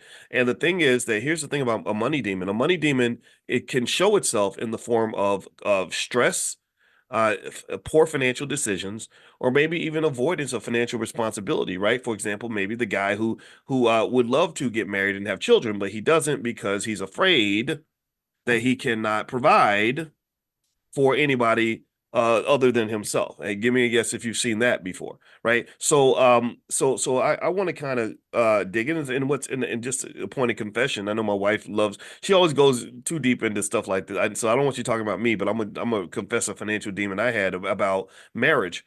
When I was 28, I met a nice lady who was older than me, who was financially secure, and I did not pursue the relationship because I said I'm broke. I only I only make $1,000 a month, and she was making probably $10,000 a month, and it made me feel very awkward. She had her own house and a nice car and all that, and it made me just feel like, gosh, this is not cool. And I don't think that was her at all. That was really me. Now, mind you, I'm glad I didn't marry her or date her or anything because I got to marry you. But still, like, I think little financial demons like that are things that we kind of overlook in terms of sort of seeing how our relationship with money shapes how we make decisions. So let me ask you this, babe. Based on what I said about financial demons, in your practice as a therapist, do you see a lot of money demons pop up in terms of maybe fears or anxieties or negative beliefs about money that may sabotage the thinking of the clients that you see and things like that? Or what in your experience as a therapist? I know you can talk about individual cases, and I don't want you to do that, but how often does that come up? Well, financial demons is what, and other types of demons, we can take it in terms of your thoughts. That's what gets you into my office. Mm. It's the results. It's how it shows itself. And that's when people tend to be like, okay, I need to seek some help because I can't function every day. The stress is so overwhelming that I can't continue on with what's happening in my life. And so when it starts to become overwhelming, it's the consequences of attaching yourself to these financial demons. It's an attachment that you have to them, and it's a thought process. And it's interesting because with financial demons, the more you feed it, the bigger it gets. And you feed it in two ways. The first way you feed your financial demons is by avoiding it, is by just saying, you know, you need to open up your credit card bill and you need to look at what you spent last month, which is what we're going to do after the month of May. It's crazy, right? You know that you have all of these issues that you need to deal with and you're avoiding them and you're not addressing them. And so what happens is that short term, you feel a relief, but long term, it ends up getting worse. So that's how the financial demons grow. Number one, by avoiding. And the second way financial demons grow is by fixating yourself on what you don't have and comparing yourself to others and say, I don't have this, I can't do this. It's this rumination that you have in your head about what you can and cannot get, what you think that you think. It's what you think that you cannot have. And that's the second way you feed these demons. These demons actually our energy that lives off of you. It attaches itself to you and it grows based on your fears. Mm. It's Okay. like the movie It. You ever see the movie? I love the movie It because Uh-huh. really, it is a perfect dramatization of what happens inside of us. You have to remember, ain't no devil in terms of how I see it in my work and how I see life in general. There is nothing outside of you. There is no devil. There is no demon. The real demon is your thoughts. And if you look Mm. at the movie it is a representation of what happens inside of all of us when we start feeding this demon. And Mm. that clown, it got bigger and better. It fed into their insecurities and it grew until one point in this movie. And it's when they stop and they turn around and they face that clown and they start beating that clown up and and they start attacking it. Mhm. And that's when the clown shrinks down into nothing and just goes away. It's the same horror film. All the horror films that we have is nothing about how it's nothing but how something gets attached to you. But Hollywood makes it seem like these scary people are doing something to you. There's nothing outside of you that's against you, really, other than your mind. And I really do mean it in terms of racism, white supremacy, believing that the white man is all that and they got everything and they're the desirable people. That's mind control. That's them feeding us the demons of this other thing is better than we. Mm. Wow. Okay. Yeah. So one of the things I'm gonna lay out a theory here.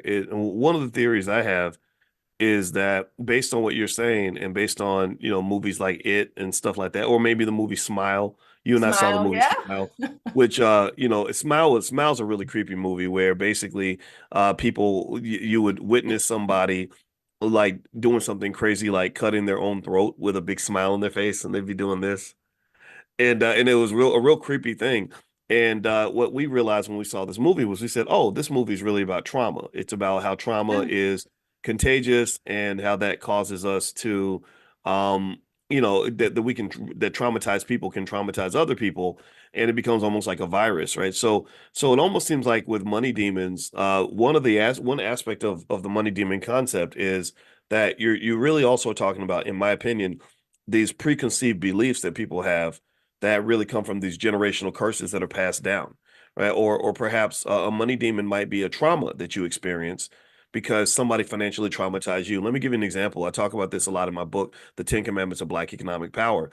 When you loan money to somebody that you trust and it's your cousin and you give them your last few dollars that you had stacked up to pay the rent or the mortgage, and your cousin just ghosts you or disappears and doesn't want to pay you back, and then every conversation becomes awkward after that.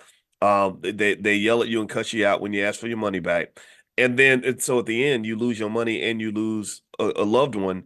That's very traumatic, and I think that can become a demon, because the way I see that demon manifest is people, they transform. It's like the demon possesses you now, right? You used to be Mr. Loving and trusting, and I want to help everybody. Then you become, nah, this is why I don't loan money to relatives. I don't care. I don't care what's going on with you. I almost feel like that's a transformation, right? Almost like a demon possessing you. I mean, what do you think, babe? Yeah, well, I mean, I just don't recommend people loan money to anybody, really. I think that you should, if someone is in a dire situation and they really need money, you probably should just think about what you're comfortable parting ways with. What's an amount? All of us right now should think about, okay, what amount of money can I part ways with where it's not going to make a big difference to me? And that's how you need to think about working with people who are close to you in terms of money. Just give them the money.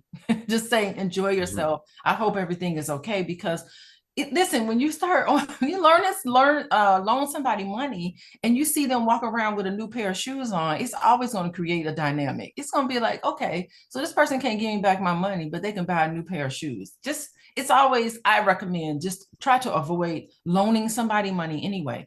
But think about that. Think about how you feel when you have worked hard and you have been successful, and there's other people in your family who's not been successful.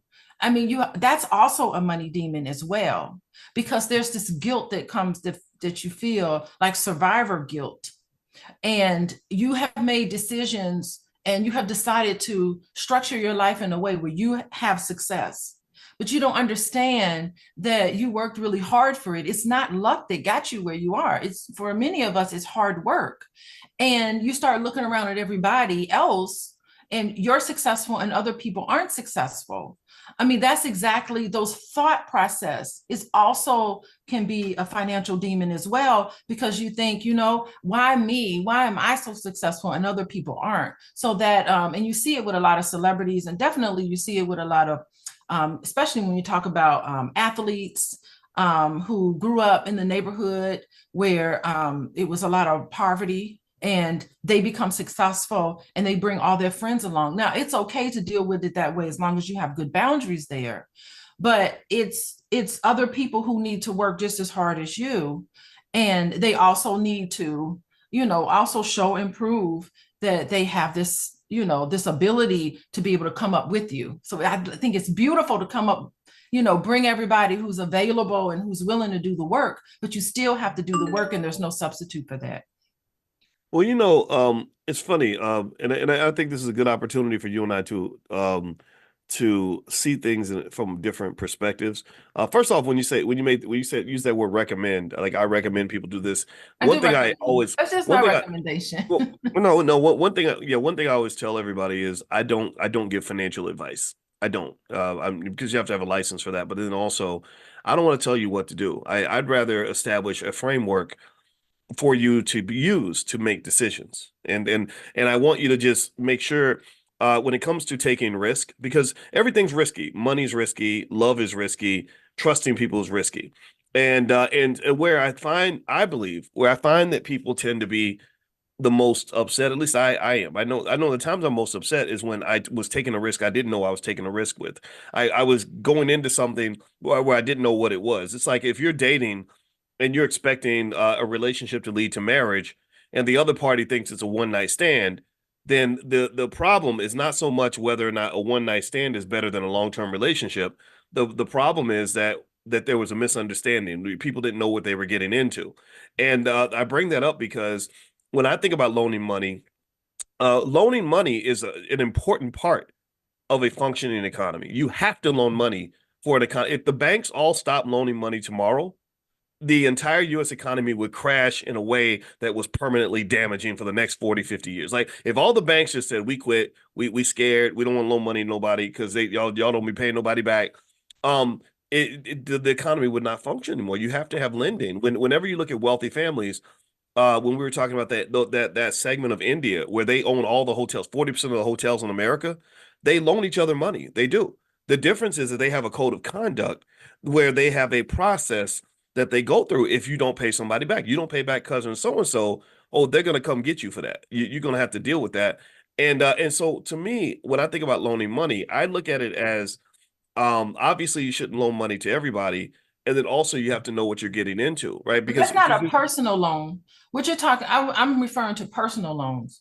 What you're referring to is like business loans, and I think that's different. You should I, make a different. I do agree with that. Yeah, I agree with that. You're right. You're right. But yeah. what I will say too, though, is here's where I'm gonna definitely agree with you about loaning money. Why you should be skeptical about it. Remember this: most of us are pretty much products of our habits. Our life is a manifestation of the choices you make, the habits you have, and the way that you think. Like if I weigh 400 pounds, you can look at me and pretty much guess what my eating habits probably are, right? Most of the time, right? It doesn't make, I'm not dissing anybody, but that's just true. Or if I'm in really great shape, you can look at me and see, or if I live in a big mansion, you can see that I probably did something financially that got me in that mansion. So when you see a person, and how many of y'all, give me a yes or no, give me a yes in the chat if you can think of a relative who always has financial problems. Give me a yes if you know, if you think, I want you to think about that cousin who always is behind on the rent, who's And don't go always up to them. Don't go up to them and say you got financial demons or money no, no, demons. no, no, Don't no. I'm say not that saying to that. No, no, no. people. But let me finish this. Let me finish this. Let me finish this Uh-huh. analogy. Then I'm gonna hand the ball back to you, babe. I want you to give me a yes if you can think of that cousin who's always behind on the rent, who's always an inch away from being evicted, who's always got a trauma story, a scary story, who's all, and doesn't even know that their role in the process. It's always somebody else's fault. It's always temporary. It's always just this one time, right? And so really, to your point about not loaning money to people, you got to understand that it was their bad financial habits and choices that got them to where they are right now.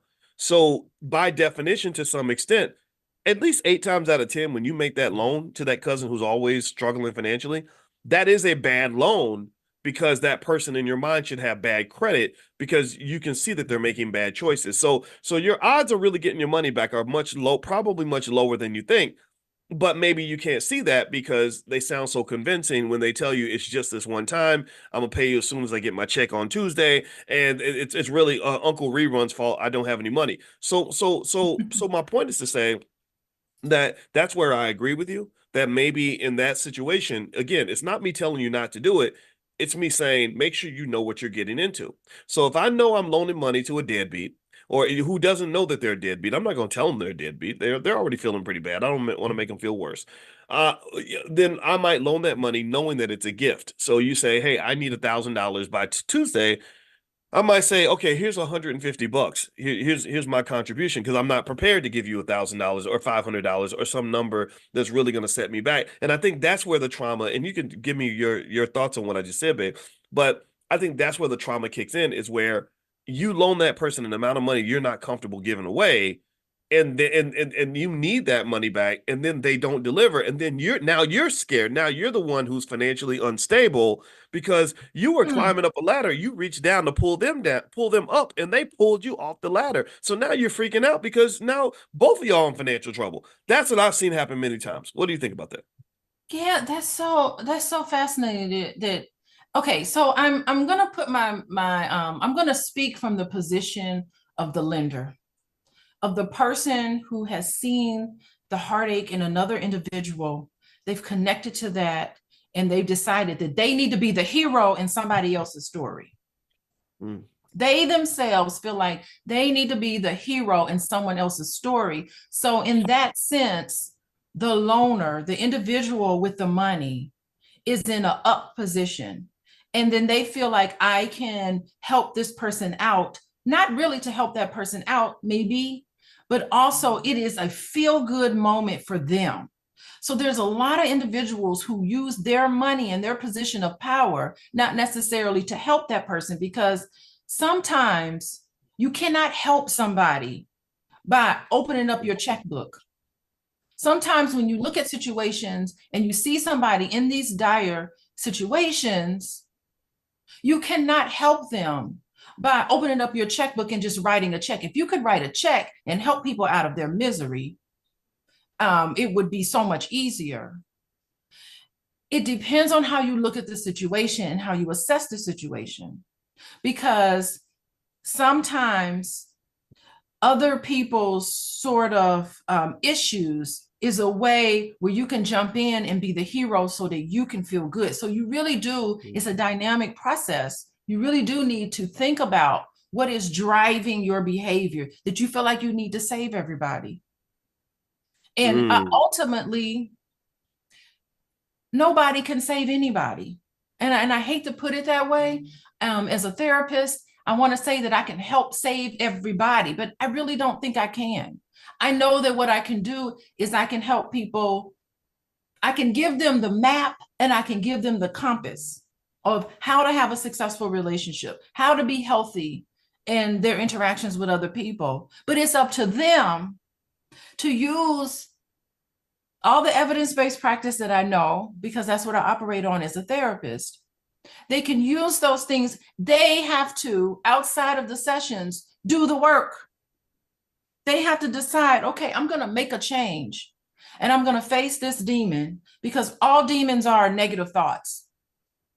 I'm going to face my negative thoughts about this situation. I'm going to look at it directly, and I'm going to shrink it down, face it directly. Someone wrote in the chat, the shadow side. They're spot on, whoever that person was. I can't remember their name, but that's the shadow side of you. And when you avoid and when you fixate on things, that is when that shadow grows.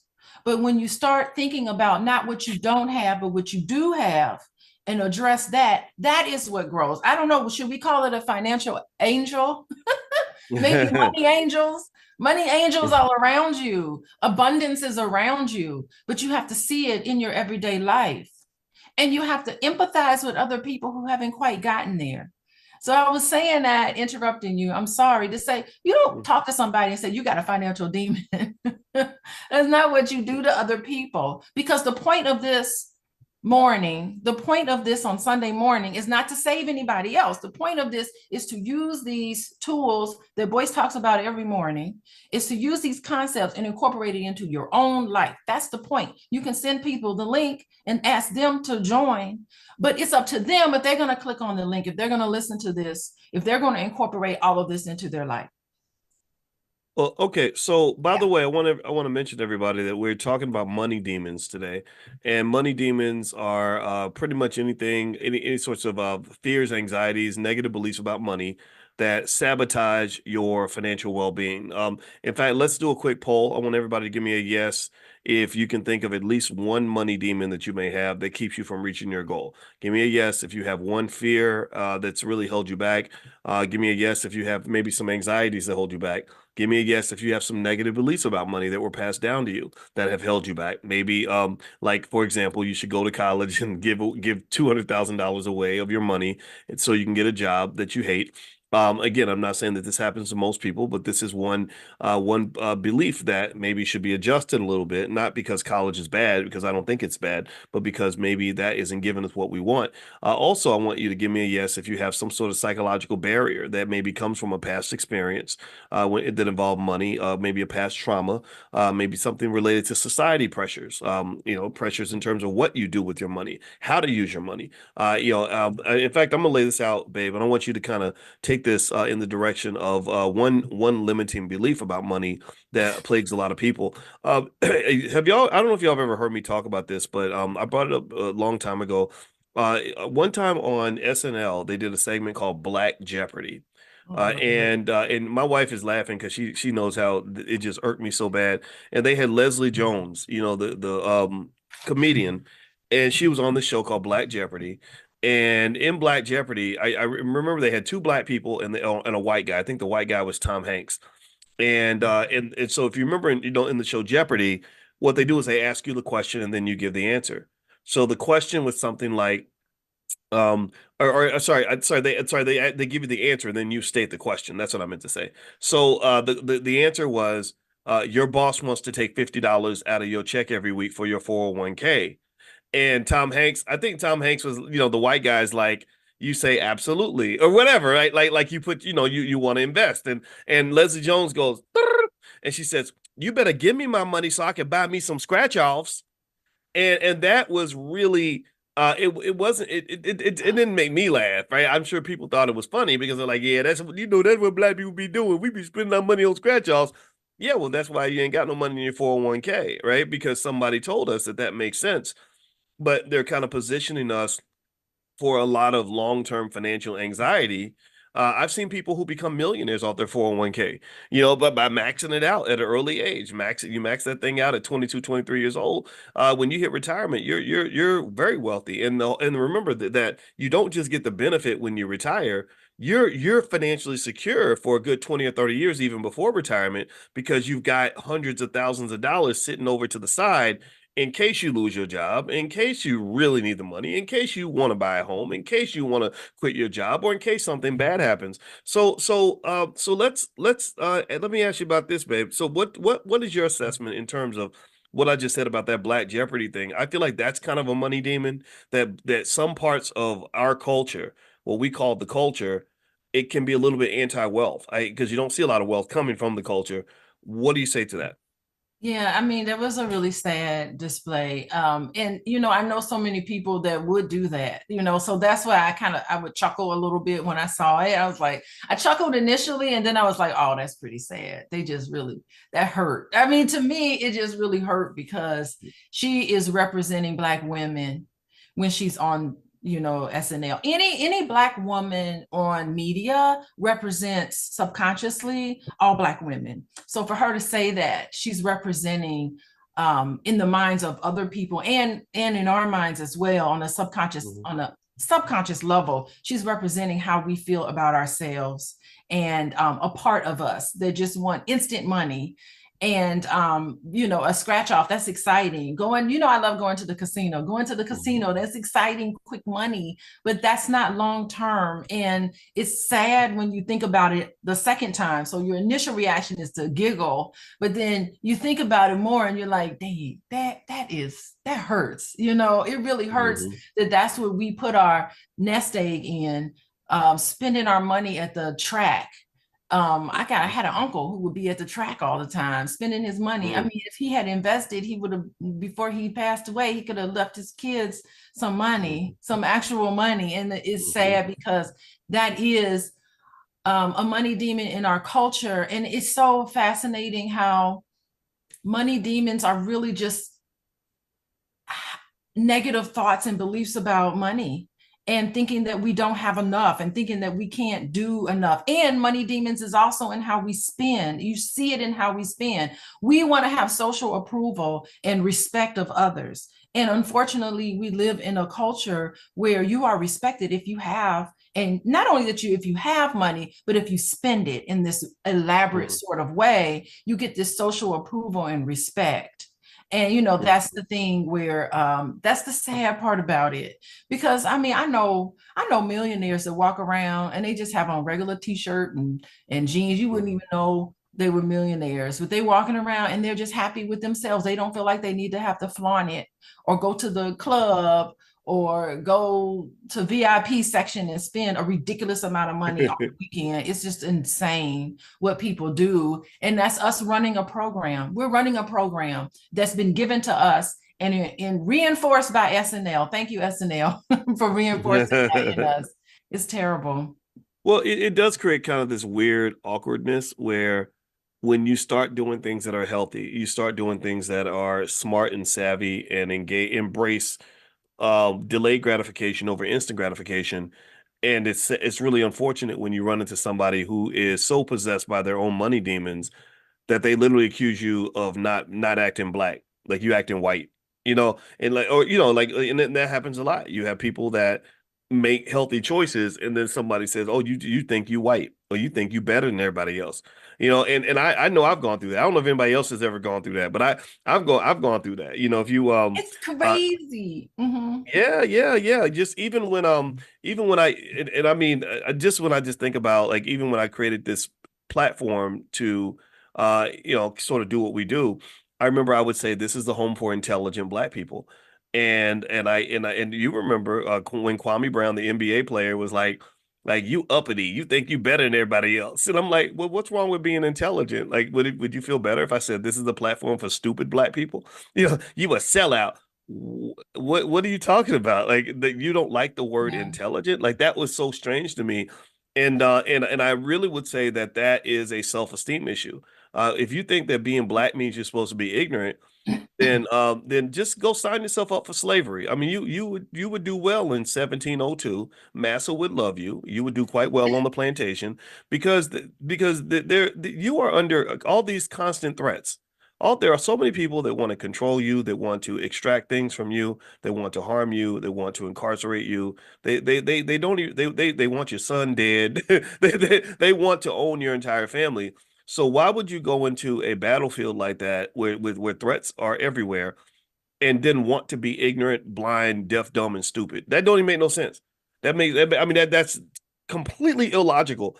And so circling back to just money demons, babe, when I see a money demon, I think of it like like the movie The Exorcist, where the demon possesses you. Yeah. And in my view, when you have not healed, when you have experienced horrific amounts of trauma as a child, like lots of us do, and you're carrying all this with you, and you explain to me, by the way, my wife is a certified trauma specialist, right? By the way, she did get a certification. I remember you got the certification because she talks to me a lot, and I try my best to listen, and you were telling me things as you were learning them. I remember you telling me about how trauma like literally kills you, how traumatized people have all these physical health issues, mental health issues. And a lot of us, once you understand trauma, you can identify traumatized people when you see them. You know, it's that person who's going to cut you out over a bowl of Cheerios. Maybe it's that person who, who sprints away every time they run into a healthy relationship, right? Just whatever. Or who takes a molehill and turns it into a mountain, whatever. And it's kind of like one of these things where um these demons do possess us. And if you imagine me being possessed by a demon, I'm not really who God meant for me to be. I'm not, I'm who Satan meant for me to be. I'm who the devil wants me to be. I'm showing up and I'm like, ah, yeah, that demon may come from some anxiety or some fear, or perhaps it comes from drugs and alcohol, some bad habits that I have. Maybe it comes from my failures of the past or things that haunt me. Maybe it comes from societal pressure. I was listening to my favorite rapper who told me that I'm supposed to disrespect women, stay high and drunk all the time, beat people up if they make me mad, and make poor decisions, right? But to me, that's what I see. I see the demons possessing us. And to me, to be healthy, you got to do an exorcism. You got to exercise. The more you exercise those demons out of your body, I think the better you are, like the healthier you are, and the better of a human being you are, not just for others, but also for yourself. What do you Yeah, think? it's so crazy. You're talking about the financial demons. I remember going to college and I had a this white boy in my one of my classes, and he had on like dirty gym. He had on old gym shoes. And where I come from, like, why would you be wearing old shoes? And in my mind, I'm making fun of him because he got on these raggedy shoes. But as I got to talk to him, I'm like, this man is wealthy. And in my mind, it's just like, why would you have all that money and still wear these? Like, you should get a brand new pair of shoes. I was like, you need to go now and get the shoes because I cannot understand. Like, in my mind, it was just like the first thing I would do if I had money or if I came from a family with a whole lot of money is I'd have on some nice shoes. I would not walk around like that. And I think, like, in white boy land, maybe that makes him feel more wholesome and more genuine. I have no idea, but I couldn't understand it for the life of me. And I'm just looking back on that. I'm like, what was wrong with me back then? But that was where I came from. And so I think the best way to get rid of the financial demons is, number one, to recognize that it's there. Most people don't understand how they don't reflect on what they do and how they spend their money and what they feel like it's important. So I really do think that we need to reflect. We need to reflect on instances and become very self-aware, be able to connect the dots. Because listen, Boyce just talked about trauma, and I just want to say something about trauma. Trauma is not because a bad thing happened to you. That's not trauma. Trauma is when something happens to you and you disconnect from how you feel, and you disconnect and you can't connect your current behavior with what's happened to you in the past that's triggering you. You don't understand that. That's when it shows up as trauma. So the best way to get rid of the financial demons is self-awareness and insight. Is being able to understand. You can do the exorcism on yourself.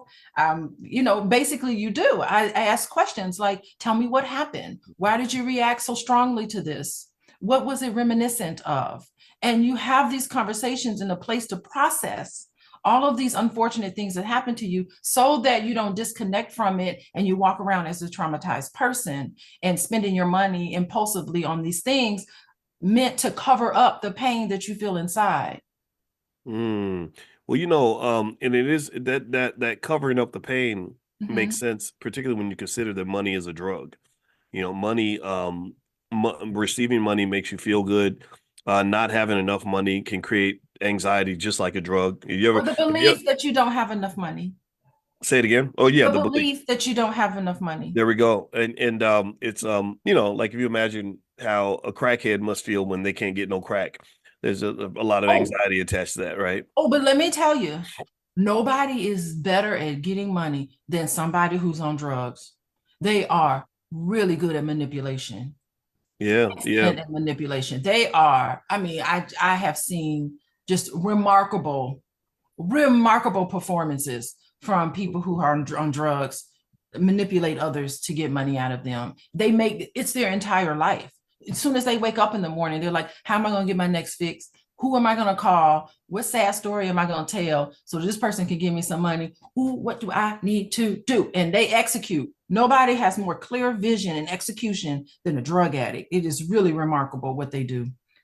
Well, So, well, I'll tell you, it's you are right. I mean, when I think about the financial crackhead though, like just the person oh yeah. um that has various financial addictions where money is used as a way to ease certain pain, it makes you think about the study by Professor Andrew Lowe at MIT where he talked about how money affects the part of your brain that is also affected by cocaine.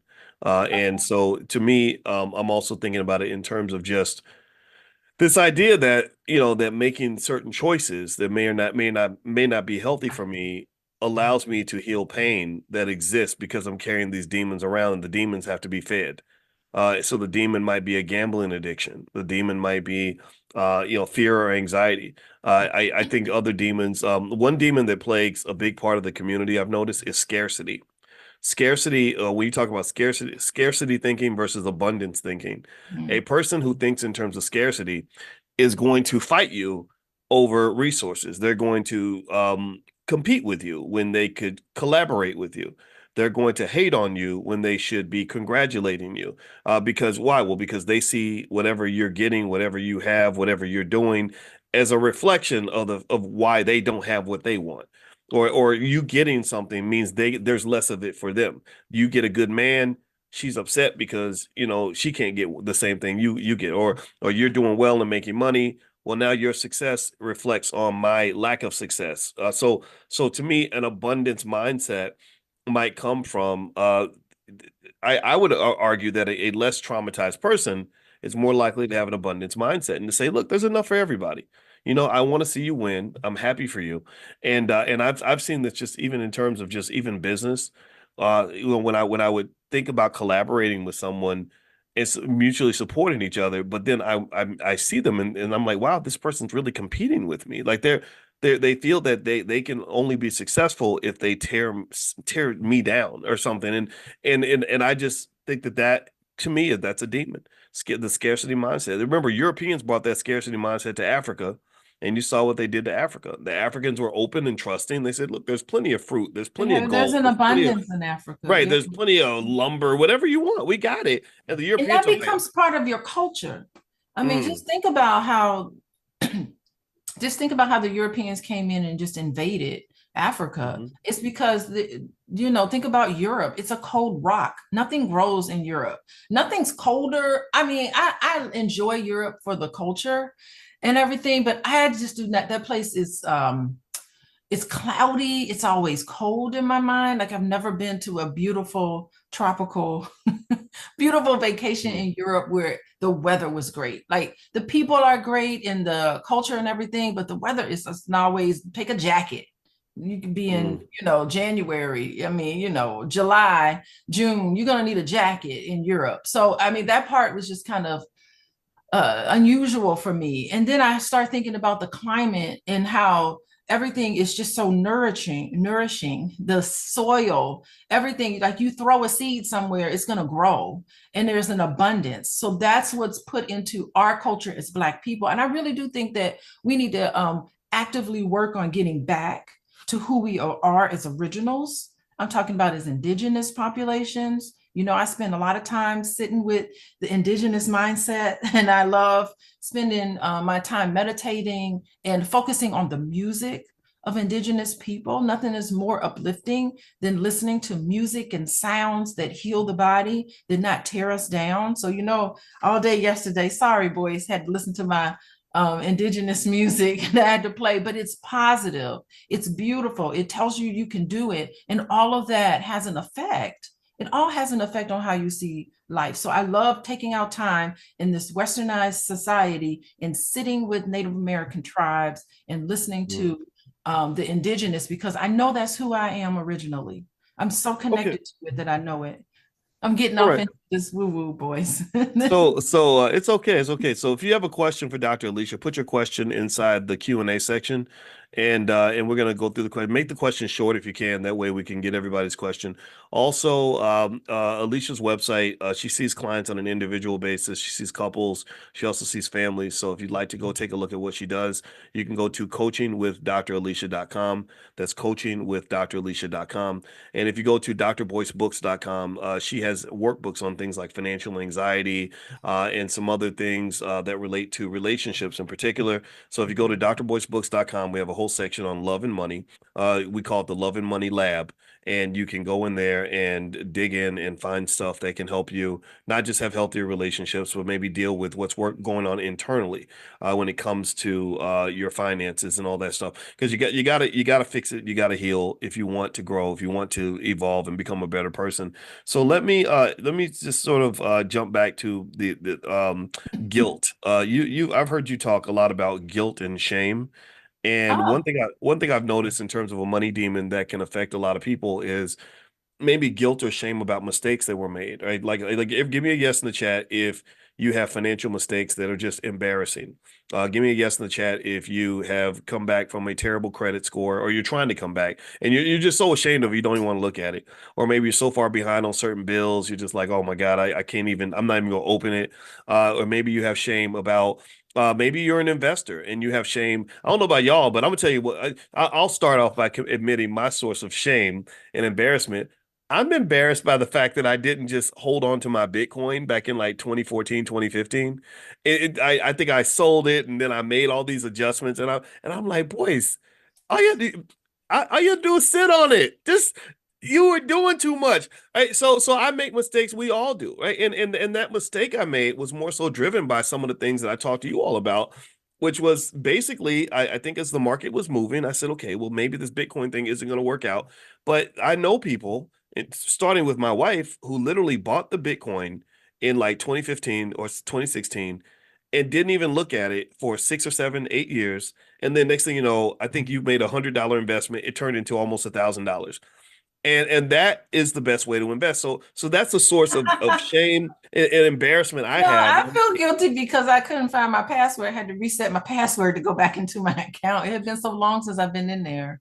That's Yeah, yeah, funny. yeah, and I think that there's just a lot of there is a Yeah. lot of shame because you maybe for a lot of us you start off struggling financially, you don't always know what to do, you make mistakes for emotional reasons, maybe because you have a short-term temporary problem and you handled it in a way that had some long-term implications. Maybe your student loans leave you feeling a little bit guilty and angry because of whatever. So what about guilt and shame? How did tell me about that in your practice and when you confront that when somebody's just feeling really guilty and bad about mistakes they made in the past that they can't go back and fix, how do you even approach that?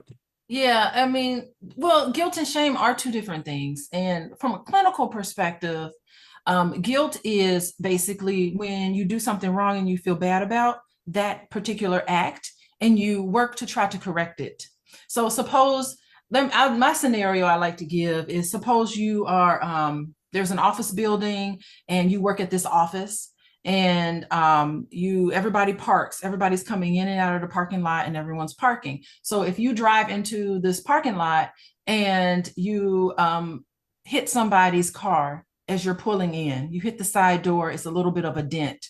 It's what are you going to do about that? So guilt says you feel guilty. You say, you know what? I am going to go into the office. I did this. I'm going to go into the office and maybe talk to the receptionist and ask the receptionist, do you know whose car this is? And if they do, maybe they connect you to the person, the owner of the car, and you go up and you say, hey, I just hit your car. Here's my insurance information. I'm really sorry about that. Boom. That's guilt, right? Where Mm. shame is something where shame is where you think, what is wrong with me? There's something wrong with me. Maybe that's the first time you've hit a car or something, or maybe you've hit a bunch of different cars and then you're just like, oh my God, there's something wrong with me. Why am I getting to these car accidents? And it kind of can carry itself out in a sense where you don't necessarily feel guilty, but you may tell yourself, what do you tell yourself in the midst of that shame? Where some people can say, you know what? I'm not going to feel shame because I don't get into car accidents. This is a one-off. But shame happens when you say, you know what? Maybe I've been hitting people every time I pull into a parking lot. There's something wrong with me. I need to kind of fix it because I need to start learning how to drive better, or I need to figure out how to pull into this parking spot better. Now, the thing where unhealthy shame comes in, where I talk about it in my office, is where you feel shamed and what you do with it. You say, you know what? I think there's something wrong with this person. Why would they park their car that way? I wouldn't have hit them. You're not taking responsibility for what you've done. Okay. You say, you know what? I never would have hit them if they hadn't been parking their car sideways. So what's wrong with these people in the way they parking? See, I wouldn't have done it. You take no accountability and no responsibility because you can't deal with the shame. It's too powerful for you to deal with that shame because it's tied to so much insecurities.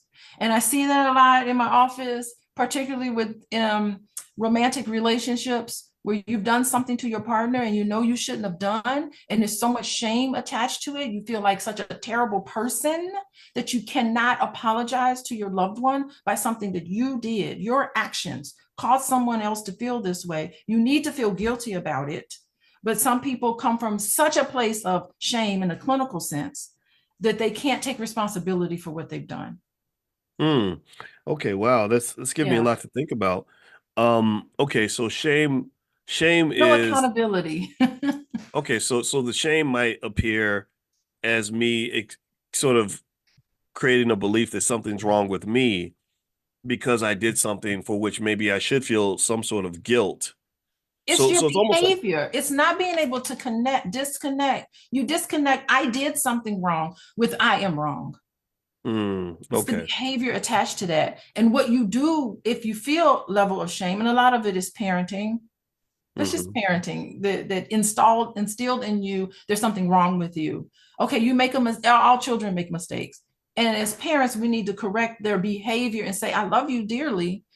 You're a beautiful person who made this mistake. Let's see if we can fix it, right? That's what you want to give your children. But when you say, what's wrong with you? You must be stupid. People calling you names and putting you down. You have so much shame attached to that, that when you're an adult, you can't have relationships with anybody because you're making mistakes and you're not accountable to it. And some people Mm. call it narcissism and narcissist. It is a narcissistic trait, but I refuse. I don't want to put it in those words because that's a clinical word. All of us, we shouldn't be using that on a daily basis. But Hmm. it's just not being able to say, did behaved in this way, and I need to make it right. Okay, so put that in the context of money and money demons. Like, so Yeah. so are you saying that my shame of mistakes I made for which I should feel guilty, that internalizing that shame can create a demon that might affect my choices going forward? That because I'm ashamed that I kept a bad credit score, I see myself as financially irresponsible, which and because maybe I don't want to deal with the shame, maybe I avoid certain things, like, because it almost sounds to me like you're saying the shame isn't required. Maybe guilt is okay, but shame is not required because shame is almost like that internalization of guilt to say something's wrong with me as opposed to something's Mm-hmm. wrong with what I did.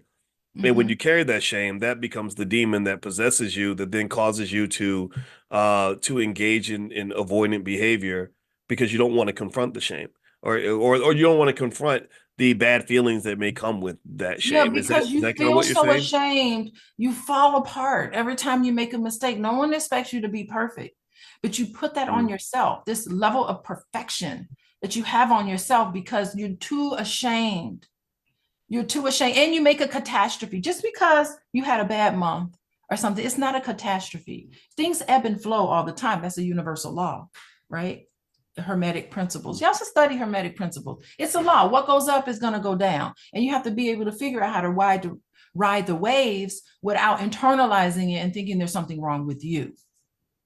mm-hmm.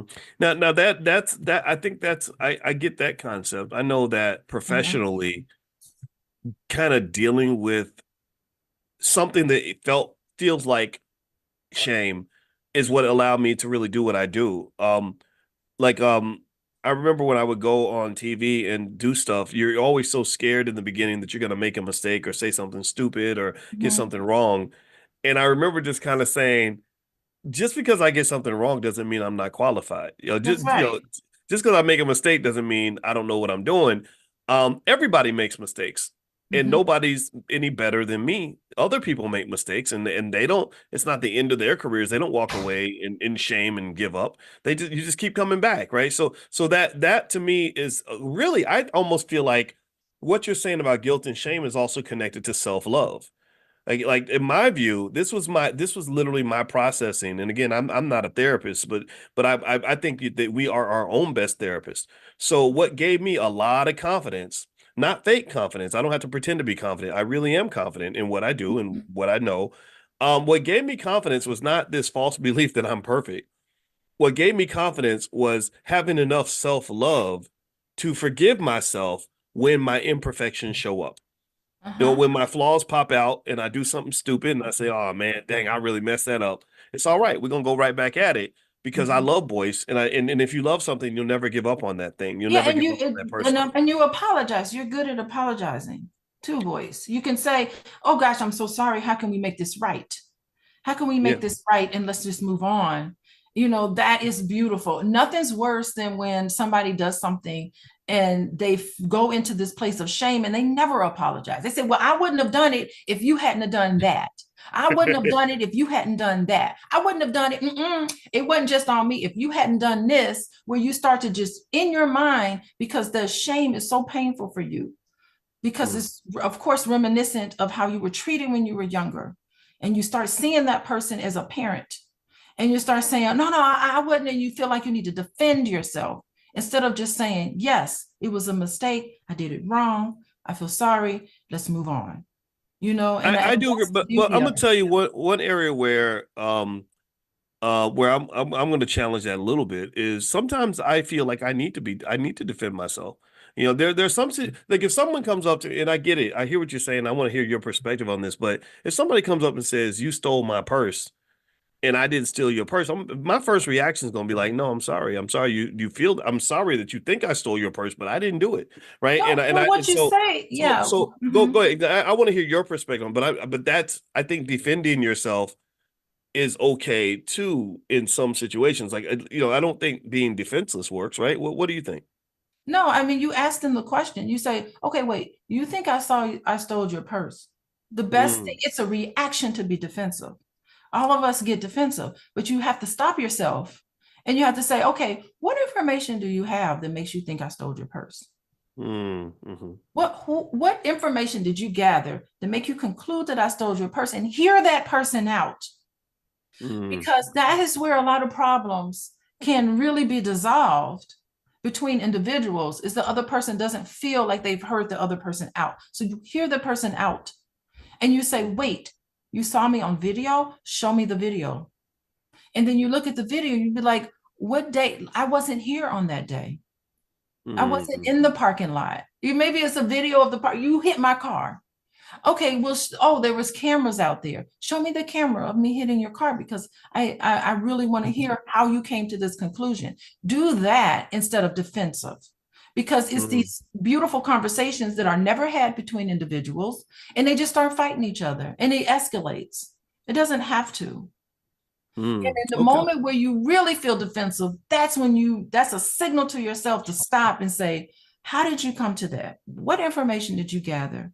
Because it could be that that person really did see a video of you stealing their purse. And then you can clearly say, "Yes, I totally understand why you thought it was me. But guess what? I wasn't even there. That was somebody else that looked like me. Let me show you. I totally let's work together and find out." I don't know. You don't have to work together with somebody to find out who stole their purse, but you can definitely give them some empathy.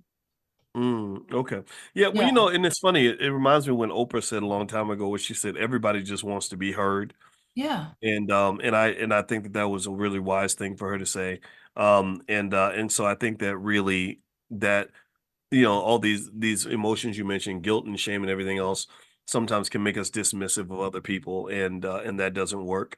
And then sort of circling that back around to the financial stuff, um, in terms of money demons, I really think that being able to have a healthy way to process those feelings that we may have, the guilt and the shame of bad financial choices and Yeah. just the outcomes, I think that goes a long way in being your best self and being able Fix to, it. yeah, being able to, right. So either you can fix the past or maybe you can't fix the past. But either way, I think self-love love is powerful. Love goes a long way. And I think, and I would encourage you to love yourself enough to say, God is not through with me yet. I ain't perfect. And y'all have heard me say that. Y'all have heard me say, look, hey, just chalk it up to my imperfections. Because I know I'm good at what I do, and I'm proud of that. I'm proud that I worked so hard to become good at this. But at the same time, that self-love is huge in that, because you never become perfect at anything. And so don't give up on yourself, so don't give up on yourself because you got a bad credit score. Don't give up on yourself because the student loans have buried you. Don't or you feel like they buried you. Don't give up on yourself because you don't know everything you need to know. Keep pouring into yourself. You are the best investment you will ever make. And then one of the other best investments you'll ever make is the people that you love and the people you care about. So you pour into them with knowledge and preparation and information and everything else.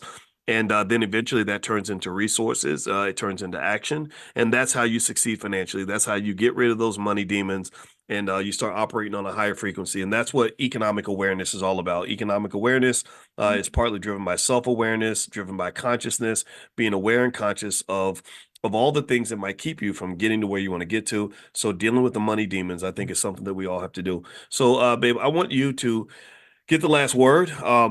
I want to mention everybody. Dr. Alicia Watkins, her website is coachingwithdralicia.com. So feel free to go to her site if you want to see what she does as a therapist, and she meets with couples, individuals, and families.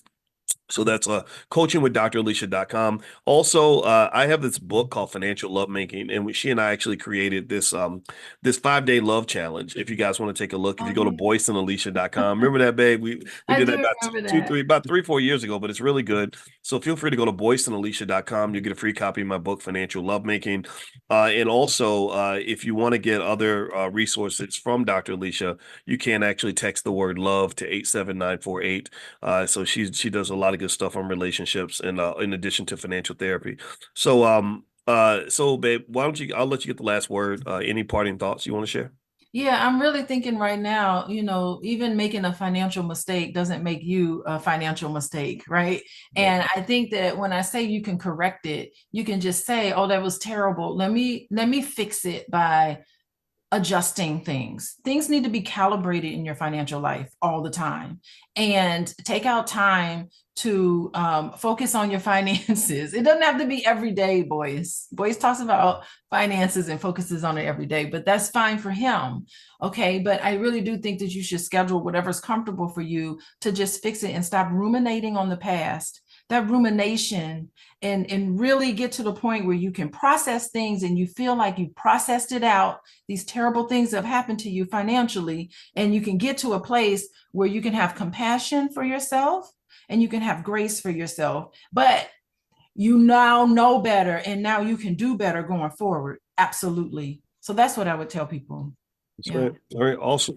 All right. Let's do better, be better. Let's fight Know off the better. demons. The money demons hit all of us. And so if you want that, just sort of a quick summary of the money demons you may want to investigate, and maybe this is something we can go deeper into. Maybe we can develop Yeah. a class around this or something. But I would just to give you some ideas on where you might look for those money demons. One might be scarcity, having a scarcity mindset. They may cause you to have insecurities that they get in the way of progress, like jealousy and or competing with people that you should be collaborating with, guilt over spending or things like that, or maybe debt or mistakes that you made in the past. Guilt and shame are big factors. Also, maybe anxiety over things like debt or income or financial instability. Financial anxiety is very big. If you go to drboycebooks.com, Dr. Alicia has a workbook to help you work through and analyze and become aware of any financial anxiety you may have. She did a whole financial anxiety workbook. So feel free to go to drboycebooks.com, and you can scroll down to the love and money section. Maybe a fear of failure. Anybody got a fear of failure? Just I'm good. I'm scared to go start this business because I'm scared this business is not going to work. Well, I get that. Everybody feels that way, and it's really hard to imagine putting a lot of time and money into something and having not work out. It's tough, it's embarrassing, and you don't get a lot of support. You don't have a lot of people in the family saying, go, go, go. You have a lot of people sitting back saying, I can't, I'm just waiting for that Negro to fail. When they fail, I'm gonna sit back and I'm gonna tell them why they did. And it's always the people that ain't doing nothing that do the most talking. So having a process to sort of get to that point is, I think, a really big deal. And actually, if you want to look into like a business that you can start that doesn't fail, again, go to drboyceprime.com. Those are a lot of Prime members are in this class right now, and you could say something in the chat. Drboyceprime.com. I think that whole idea of starting your business by selling stock options is really, in my view, the most effective, most superior way to starting a business, or the most superior method I've ever seen, because the business is highly liquid. It doesn't require any work, and you start making income from day one. You just need a capital base. So if you want to go take a look at that, feel free to go to drboyceprime.com, or if you text the word money to 87948, I'll send you a free training called How to Make Money Without Working. It is highly efficient. It is literally how I make my money. Errol's, and I see Errol, James, I see you all. So yeah, so feel free to just talk to the other students that are in the class. I like that better than the other method, because the other method was you throw a bunch of money at it, you work your butt off, you wait a year or two, and then maybe you make some money, right? And that's really a hard way to get ahead. So to me, I was like, oh gosh, I should have been doing this when I was 20. So teach this stuff to your kids so they can do it when they're 20 instead of wasting 20 or 30 years like the rest of us did. Other areas where a financial demon or money demon might show up might be maybe you avoid making plans because you're having trouble dealing with instant gratification versus delayed gratification. Instant gratification and the dopamine release, the good feelings that you get from sleeping and chilling when you could have been working a little bit, or eating the wrong foods when you could have been eating healthy, or just making unhealthy choices when you really want to sort of think about the long term. I think that's a demon too. That instant gratification is another type of demon that really affects so many of us in our lives. It affects all of us. It's a demon that I fight every single day. Do I eat a salad, or do I put my hand in that bag of chips? And my wife will tell you right now, I got a bag of chips next to the bed. So some of these demons don't ever really go away. It's a daily fight. So literally, sometimes that inability to focus on the long term, to have that higher level of consciousness required for you to focus on the long term, to me, that's a demon. That's another type of demon. And I know I'm saying too much, and I don't know if my wife has something to say in response to that, but I probably do. literally all of us we have our higher selves and we have our ghetto self. You know what I'm talking about? Like, you got the higher level of you where you're just doing everything right. You're getting up in the morning, you're handling your business, you're making plans, you're getting it done. And then you have the other side that's just lazy and don't want to focus and doesn't want to do the right things, doesn't want to even eat right, doesn't want to save, wants to spend, right? So really, this is why I actually started doing this money in the morning financial consciousness thing, because what I realized is, I said, if we wake up every morning and we commit ourselves to being our best selves, that gives us a much higher probability of success. Because remember, being the best does not always mean that you're always at your best. Like I'm pretty good at this financial thing. Some people would say that I'm one of the best, but I ain't always at my best, and neither are you. None of us are. So my goal is every morning to convince you to find the best version of you and make sure that person shows up for work every day. And that's how you're going to win. That's how you're going to succeed. That's how you're going to overcome all the demons, the cultural demons, the psychological demons, the emotional demons. That's how you're going to fight the battle. And the battle never ends, but you will win because you're built for this. Babe, did you have something else you want to say before? Because I know I said a lot. Did you have something you wanted to Well, end we'll this with? save it for next time.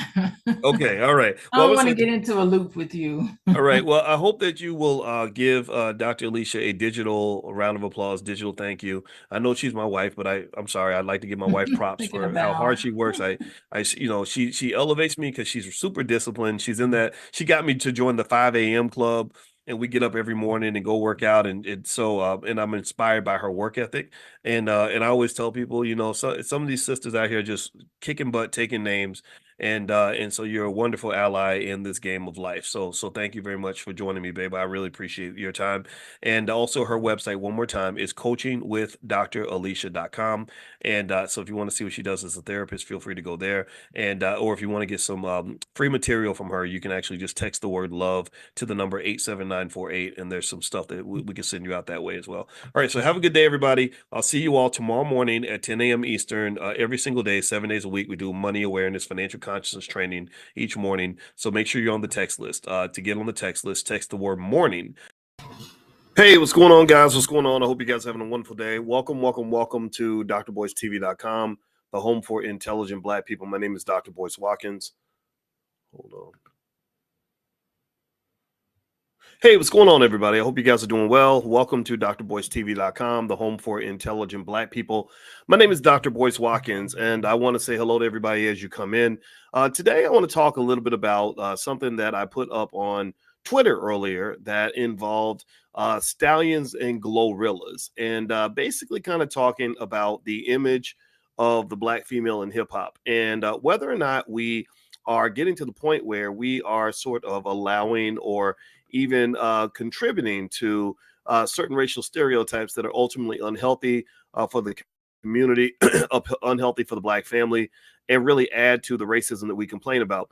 And so do me a favor, hit that thumbs up button, thumbs up, share. Make sure you subscribe. We're going to get started on drboycetv.com right now.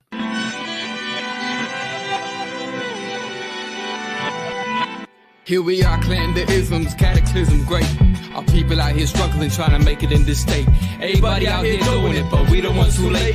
Now family, we the ones who gotta delegate. Get that money in the power, never be fake. Stick to cosign for 3. What did he say? Create jobs, support our own. Educate the same and buy back your home. Got 3 degrees, triple 10. 3 PhDs, now we on the CNN.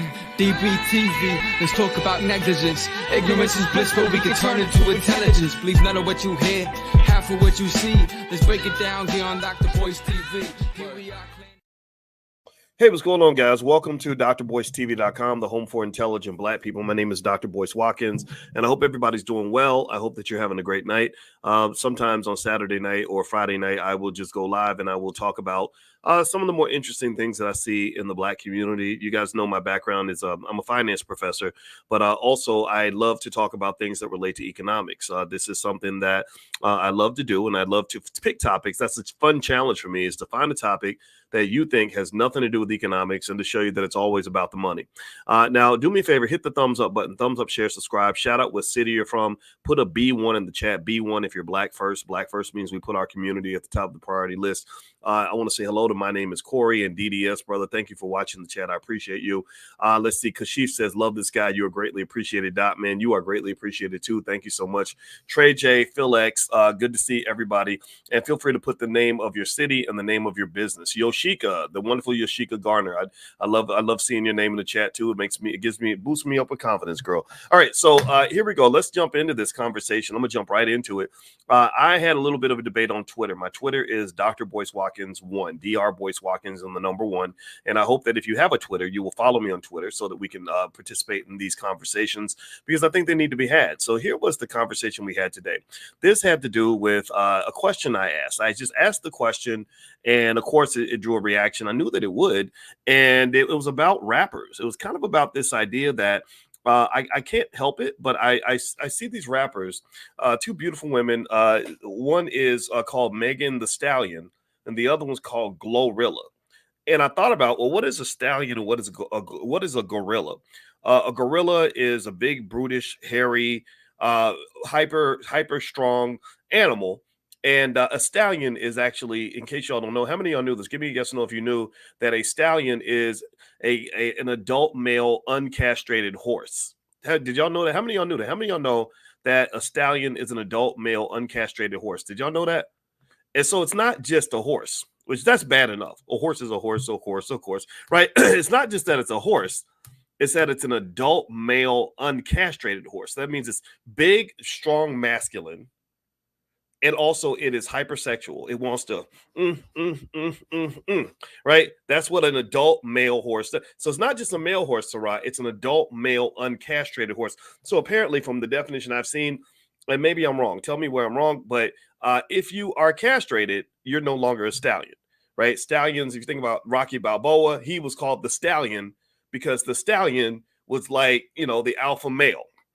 So I wanted to dig down this rabbit hole, and I knew that my comments were going to offend some people. And because there are people who, unfortunately, we will worship anything that white people put on TV.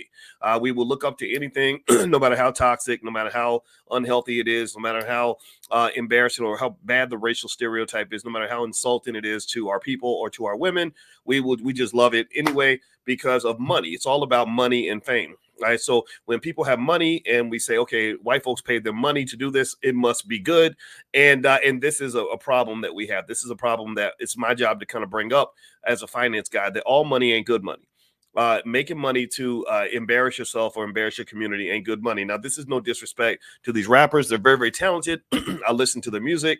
I think it's fine. There's no problem in terms of the talent level. But I think that you really want to process this because you're working against yourself in so many ways. Now, let me start with a simple question. I'm going to ask y'all a simple question. Give me a yes or no. How many of you dislike racism? Give me a yes in the chat if you dislike racism. Give me a yes in the chat if you dislike racial stereotypes. How many of you dislike racial stereotypes? Give me a yes in the chat if racial stereotypes bother you, if you don't think that they're fair, if you don't like it when white folks do that to you. You go in as a black woman and they think that you automatically know how to twerk. How many of you think that that's a terrible thing? Or you go in as a black woman, everybody assumes that you're strong. You a strong black woman. I'm a strong. Come over here, no. I'm a strong black woman. I'm a bend you over, boy. I'm a whoop your ass, oh no. Right? How many of y'all are a little offended by that? Anybody offended by this whole idea that black women are just, kind of these hypersexualized brutes? That are going to bend you over and take your booty like Diddy allegedly did, right? Does anybody kind of, have a problem with that? I do. Maybe you are okay with that. Maybe that's comfortable for you. Maybe you enjoy this, in which case we should probably talk. I don't enjoy these things because the black women I know don't necessarily need to carry around all that weight. In fact, with my wife, if I see her carrying something heavy up the steps, I say, look, I know you're strong, but I'm stronger. I know you are capable, but in this regard, I, as the man, feel that it is important for me to allow you to feel your softer side. I want you to get a chance to sit back and just know, babe, I got this. I got the suitcase. And she lets me do it. But it's hard though. It's hard because the world has kind of abandoned the black woman. That not all black women are able to have someone they can depend on. And that's why I challenge all black men who care about black women to really assert yourself in terms of making sure that you're there. Make sure you're present. You're emotionally strong. You're able to be that consistent, solid rock for the black women that you care about. Give me a yes in the chat if you are a man, if you understand that this is important. I need y'all to really internalize this, okay? So here's what I knew was going to occur. I knew that by sort of saying something that questions the status quo, I knew that I would have people that would come in and not necessarily be able to debate me on the issue. I get it. Maybe I'm intimidating for some people, but they don't debate you. What they do is they'll say something mean to you. They like one guy came in and said that was a granddad comment. And I said, yeah, I am 52 and I am a granddad, but maybe your granddaddy knew something. Maybe your granddaddy wasn't a dumbass. Maybe your granddaddy actually knows a couple of things that you need to listen to. Maybe if you listen to your granddaddy more, you wouldn't be in the situation that you're in. I don't know. I'm not judging. I'm just saying that maybe we need to listen to our granddaddies and grandmothers. And I said, look, if you don't hold it against me that I am a grandfather, then I won't hold it against you that you're 25 years old who don't know shit. How about that? How about this? You don't hold it against me that I'm a 52-year-old man who knows a couple things, and I won't hold it against you that you are 29 years old with horrible credit, or that you or with no money in the bank, where you're not happy with your woman and your life ain't right. I'm not making fun of you. I'm saying that maybe part of the reason that you're struggling is because you don't listen to your granddaddy. Okay, so here's the deal. I think that in these conversations, one of the things we got to stop doing is making them into ignorant discussions. And what do I mean by that? An ignorant discussion is where we don't actually debate. We don't sort of express free ideas. We don't go back and forth and kind of lay out our point of view. We just come back with these simple-minded, teenager-like responses. Because you got a lot of 40-year-old teenagers on the internet. You be hating, dog. You be hating. Is that all you got? Come on, man. You just give me more than that. My brain needs something to chew on.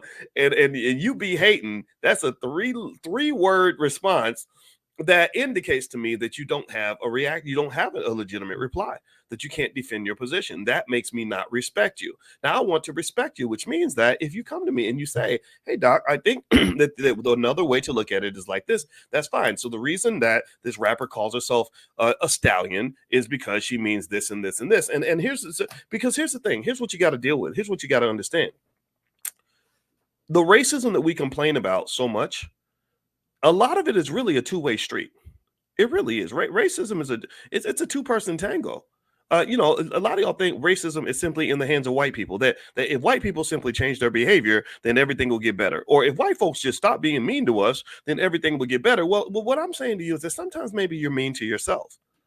Sometimes because of money, there's that word money. You guys know I'm a financial scientist. So when I see money impeding on your ability to be a free thinking, liberated Black person, I jump in. That's when I go get. I have to come in and say, wait a minute, what are you talking about, man?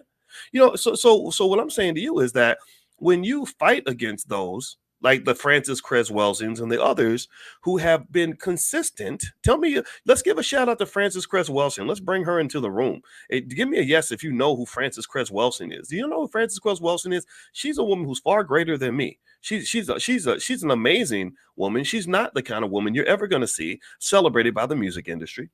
Francis Cress-Welsing is not the kind of woman that you're ever going to see celebrated by corporate America. Francis Cress-Welsing is not the kind of woman you're ever going to see celebrated at major, even HBCUs. Howard University fired this woman. Why? Well, why would you fire a woman who wanted Black people to have dignity and to be dignified? Well, a lot of it's because they weren't ready for what she had to say. And she's the kind of person who spoke consistently on these issues. I ain't the first one. And so I appreciate y'all giving me credit for speaking on this issue. But just know I am not the alpha of this conversation. I'm not the omega. I'm none of this. I'm not the first. I'm not the last. I'm somewhere in the middle. I'm just one of a lineage of people who have said, wait a minute, just because white folks is putting money behind it, don't make it right. Just because they got some Negro on stage don't mean that's a successful Black person. Just because that person was on your favorite TV show, that does not mean that what they're doing is okay.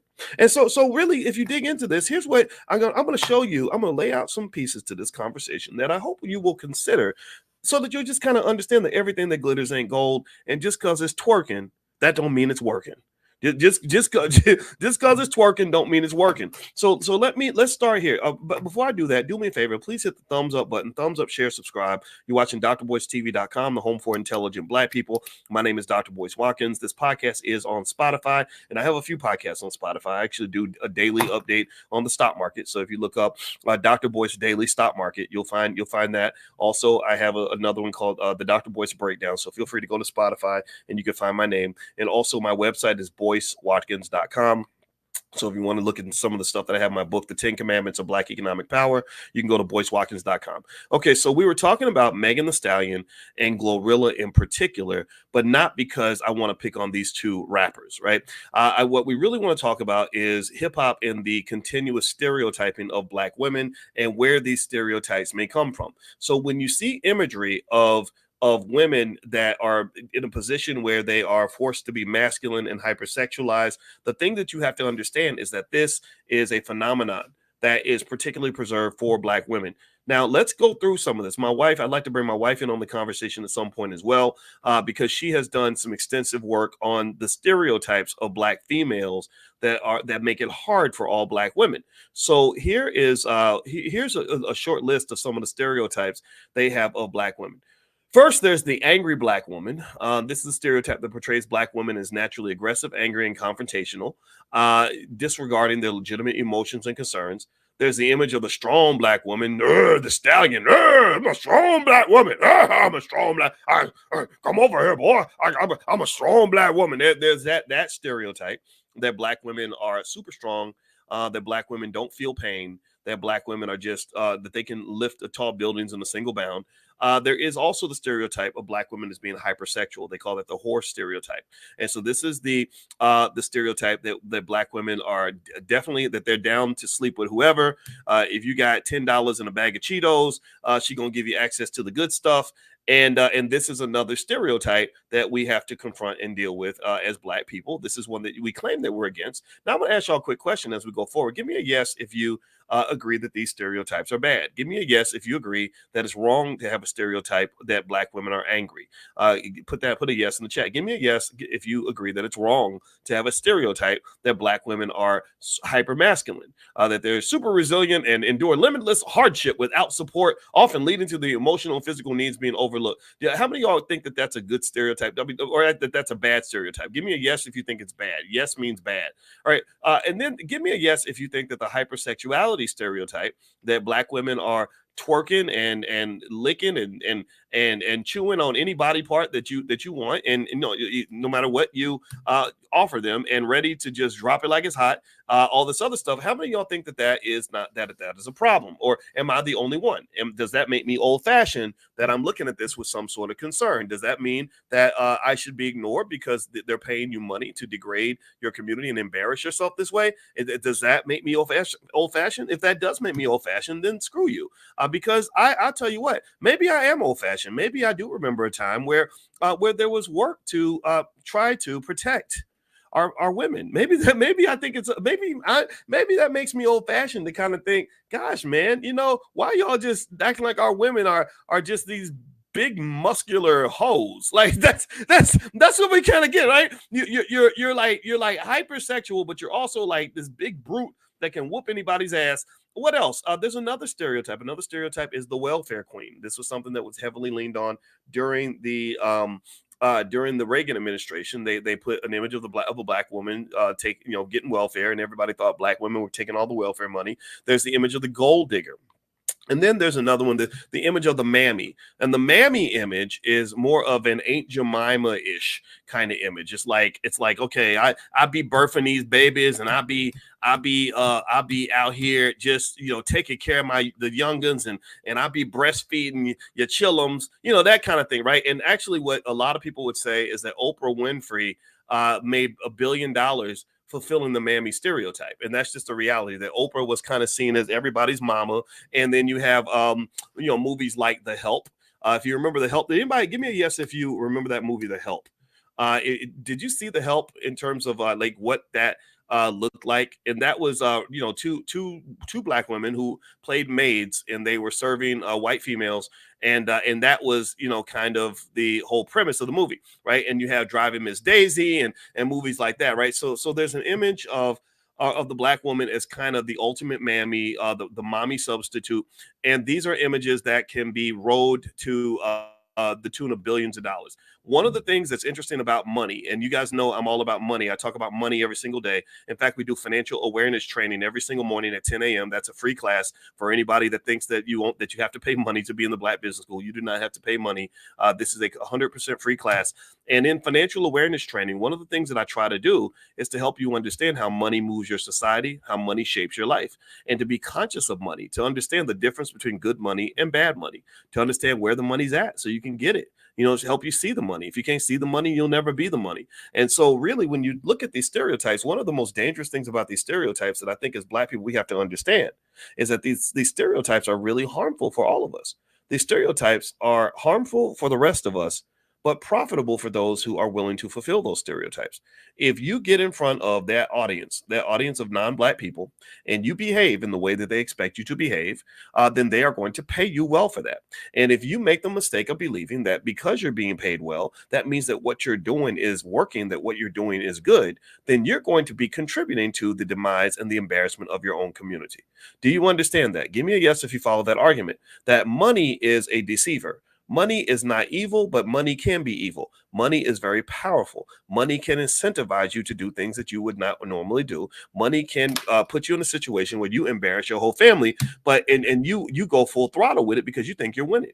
Megan Thee Stallion thinks that she's a successful Black woman, and I'm happy for her. I'm happy she was quote unquote successful, but she also got shot in the foot by her boyfriend. Like that. That's not, to me, that's not success. That's not a good life. She's probably traumatized and terrorized and scared half to death, and I don't blame her. It's very, very sad to me to see these things. Glorilla, sure, you're on stage, but look at what you have to do to get up there. You can't do what the white females do. You can't go up like Adele and just sing and show your talent. You can't go up and do what that white lady, what's the girl's name who made Taylor Swift? You can't do a Taylor Swift. They would never let you go and do what Taylor Swift does. You got to go twerk. You got to stick your tongue out. You got to tell everybody about your sex life. You have to go be above and beyond in this, what I would define as a type of minstrel show that we are pushed to pursue, that Lizzo participates in full throttle. Lizzo's interesting. Lizzo's special. Let me tell you why Lizzo is special. I'm going to give you at least 3 reasons why Lizzo is a very special woman. Let me break this down. I'm not even being sarcastic here,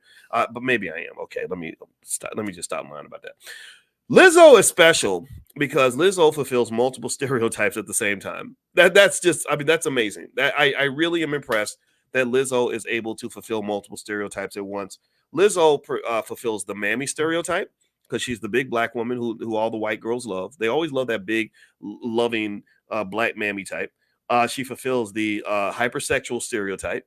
Every time you see Lizzo, she's always twerking. She's always doing something sexual, and it's very unfortunate because it's getting her sued. Did anybody see that? How many of y'all? Give me a yes or no if you saw Lizzo's big lawsuit. Did y'all see that lawsuit? Lizzo's being sued for a lot of money because apparently they pay her to pursue these insane shenanigans. And the bigger of a clown, the bigger of a buffoon that she is, the more money she makes. But the problem is that you can't do those things in the workplace. When you read that lawsuit, it's really disturbing. They talked about women on the job. Imagine going to work and your boss tells you to go and push a banana out of your hootie hoo. Like literally, she literally, allegedly, this is what they were kind of saying that she was doing, was they said that she was telling her employees to spit a banana out of their private part and all kinds of other stuff, right? So this is not something that you would expect on the job. This is something that you probably could take to HR. How many of you got a job? How many of you, if you went to work at Walmart or Google or Target or wherever you might work, or UPS, how many of you would go to HR if your boss said, I'm going to give you a raise if you stick this peanut into your coochie cooch, right? A lot of you would probably do that, right? So this is what Lizzo's dealing with, and this is quite predictable. It's unfortunate because it reminds me a little bit of what's happening with Diddy. The reason it reminds me of Diddy is because what happens in this industry, by the way, this industry is not owned by black people. Y'all do understand hip hop is not owned and run by people that look like us. Do y'all know that? How many of y'all know that? How many of y'all know that hip hop is this industry where we are the props? Hip hop is an industry where we are the commodities. Hip hop is an industry where we are not the owners of anything. The owners are people that look like that. They're people that, and in fact, there's an article here I'm looking at in the LA Times, and they said that top music industry executives are still overwhelmingly white and male, according to a report at USC. So according to this report at USC, the hip hop music industry is run by a lot of white males. And it says here, after a year of public displays of introspection concerning diversity and inclusivity in the entertainment industry, a new study from USC tracking the race and gender of top executives in the music business shows how much work is yet to be done. The study from USC's Annenberg Inclusion Initiative, released Tuesday morning, spells out just how stratified the music industry remains in its executive and professional ranks. This is in stark contrast to the popular music's leading streaming and airplay charts, which are regularly topped by black and female artists. The study surveyed a broad range of 4,060 executives at 119 music groups, record labels, music publishers, live promoters, radio companies, streaming services, and other major and independent music firms. It found that the top executives at 70 leading music companies, 86% were men, 86% were white. Did y'all hear that? Let me absorb it. Give me a yes. Sometimes I get excited. When stuff gets me going, I talk really fast. How many of you are concerned by this? Process this. These are the people that are running the industry. Give me a yes if you agree with this statement, that while they're telling our women to call themselves gorillas and horses, right? Remember, a gorilla is a big, hairy, brutish, super strong animal. And a stallion is an uncastrated adult male horse. So while they got black women running around here, looking like animals or calling themselves animals, do you think that they're doing this to their children? What do y'all think? Do you think that they are putting their girls, their daughters out here, having them look crazy like that? You say, baby, you ain't nothing but a big old glorilla. You an angry woman. You a mammy. We want you to be the ultimate hoe. We want you to be the gold digger and the welfare queen. We want you to fulfill every negative stereotype there is, and we want you to embarrass our community. Do you think that they're doing that with their kids? Because I'm going to say the answer is no, and the reason the answer is no is because I want y'all to give me a yes or no. Give me a yes or no. Can you name the white female version of Lizzo? Can you name one single white female? There's more white. Now, pay attention now. There's more white females in America than there are black people. Do we agree on that? So if there are more white females than black females, then you would expect that there would be 10 or 20 Lizzos. If the ratio is about 8-1, white to black, you would expect there to be 8 Lizzos for every white Lizzos for every one black Lizzo. So I'm not asking you to give me 8. I'm asking you, give me one. Just give me one white female who is just as famous as Lizzo, who is obese, shows up to Laker games with a booty out, wearing a thong, and twerks in public at every chance she gets. I'm gonna wait. I'm gonna do the Jeopardy countdown and wait for a moment and allow you to tell me. I'm gonna give you time to think about it. Tell me one person who is the white female Lizzo. Give me a yes or no. Can you think of anybody?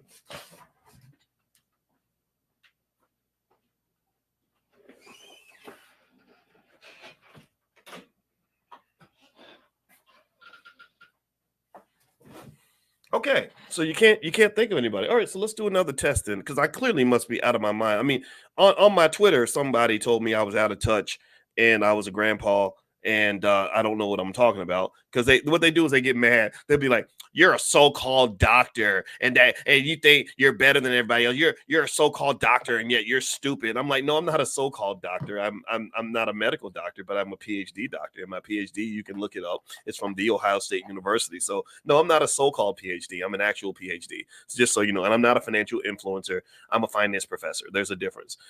Financial influencers just talk a lot.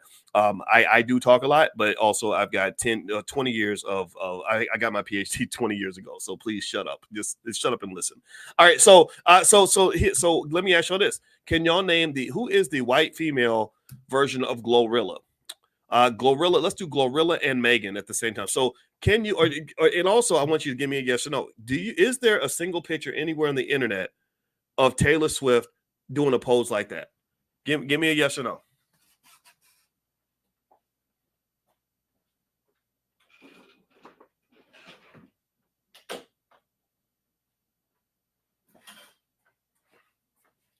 I mean, seriously, there's got to be one, right? Because apparently this is the racism ain't got nothing to do with it. I'm making things up. I'm being delusional. So can you think of one image of Taylor Swift? This is Megan Thee Stallion. She made a guest appearance on a Marvel show. Now, and she was teaching the She-Hulk how to twerk. Is there? I mean, can you name like who's the white female version of Megan Thee Stallion? Who's the white female that has a name that is similar to an adult uncastrated male horse? That twerks at every available opportunity, constantly takes pictures with her tongue out. Who is the white female Cardi B? There's her album cover. What's it called? Gangsta Bitch Music Volume 1. Is that the name of the? Yeah, and she's sitting there. She got her legs spread wide open, and she's sucking on a liquor bottle.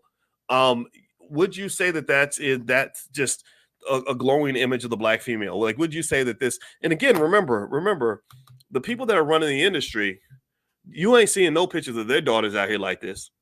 They're like, no, we don't do that sort of thing. That's for the Negroes. they like this sort of thing. They like to be seen this way. And I want you to just kind of think about this. I want you to just really kind of process this.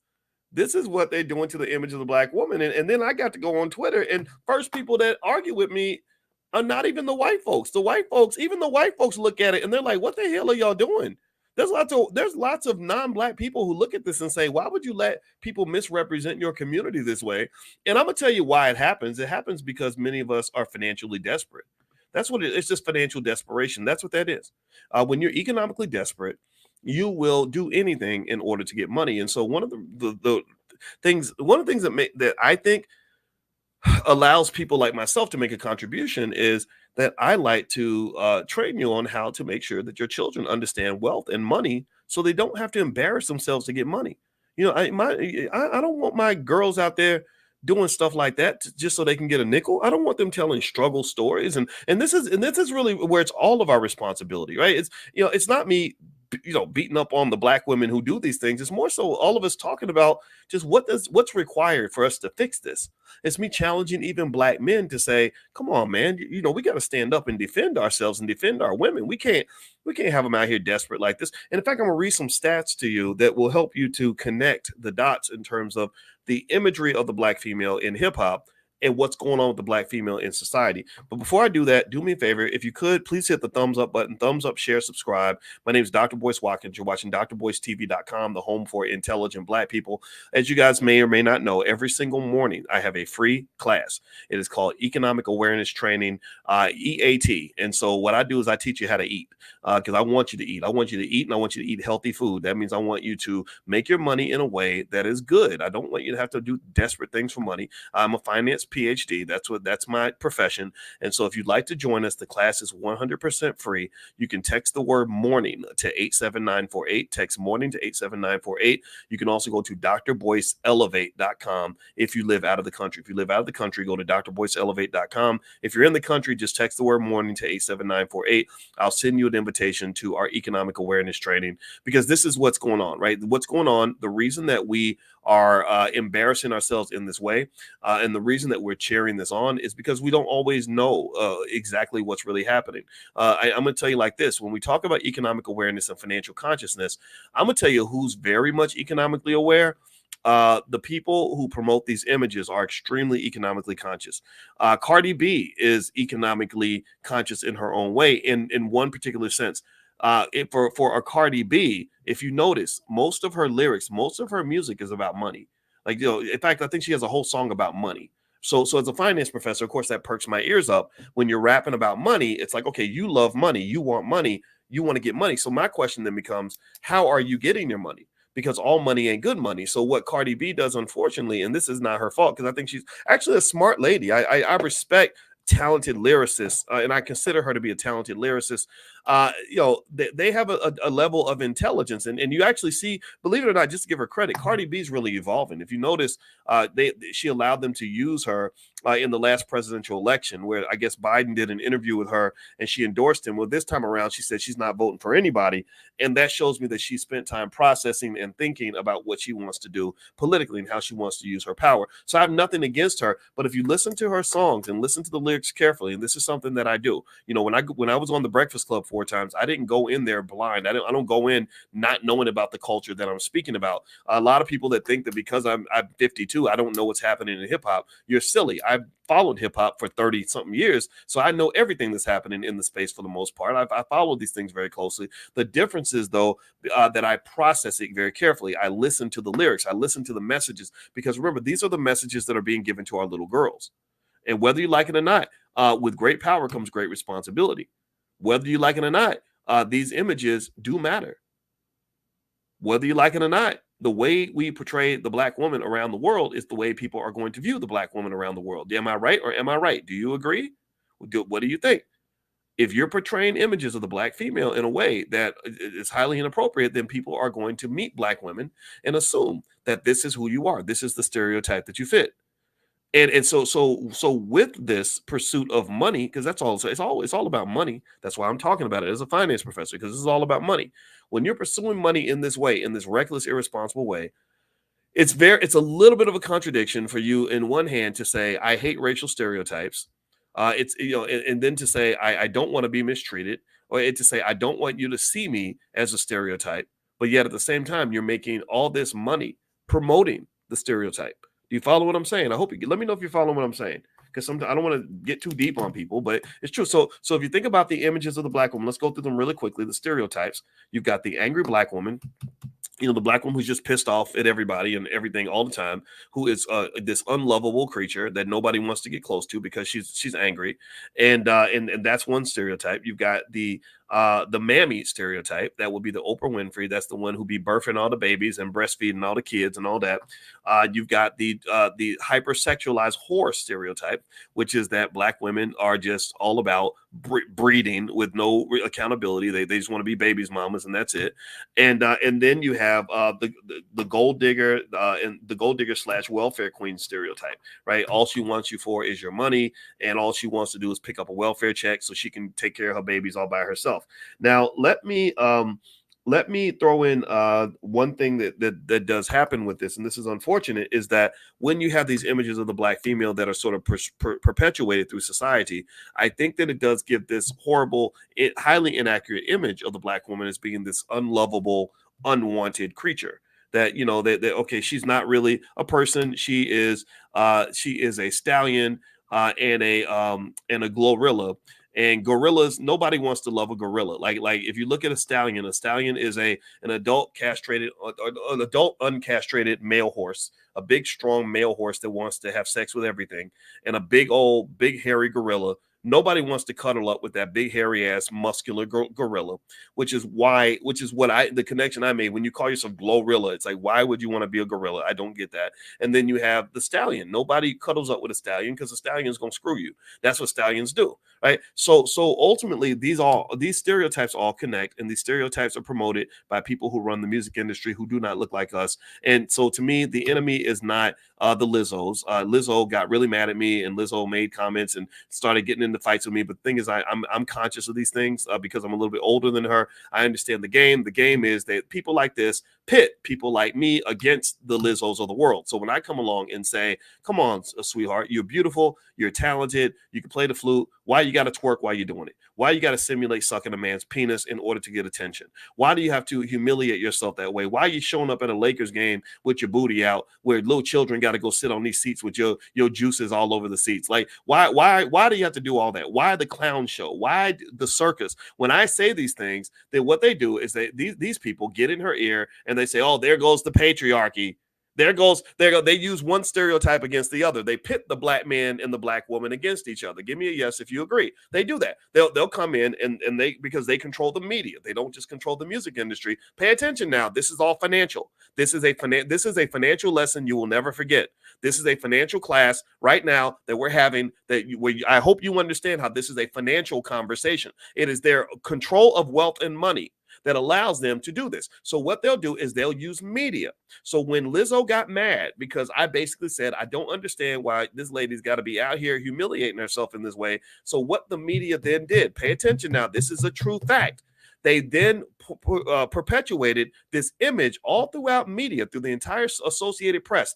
Thousands of publications pretty much wrote up the article as Lizzo tells off sexist black male professor, or they didn't say black male professor, but she tells off sexist patriarch professor when he says blah, blah, blah, right? So they're pitting me against her when I'm the one who's protecting you from all the nonsense. I'm the one who's warning you that, look, if you keep acting like this, you're going to get sued, girl. They're going to take everything you got. They're going to do a Diddy and a Bill Cosby on you. They pit us against each other when I'm the one who says, no, come on, you're better than that. They pit us against each other when I say, I know they're telling you to go twerk and sexualize yourself, but I think that you can do more than that. I think you can sing. You should be able to do what Adele does. Adele ain't got to twerk.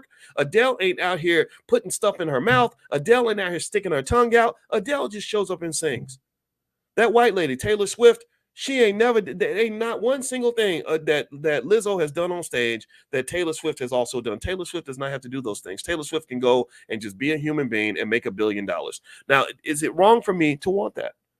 Does that make me the villain? Or are we dealing with a world where people, because they have their money and their power and they control the music industry on one hand and the media on the other?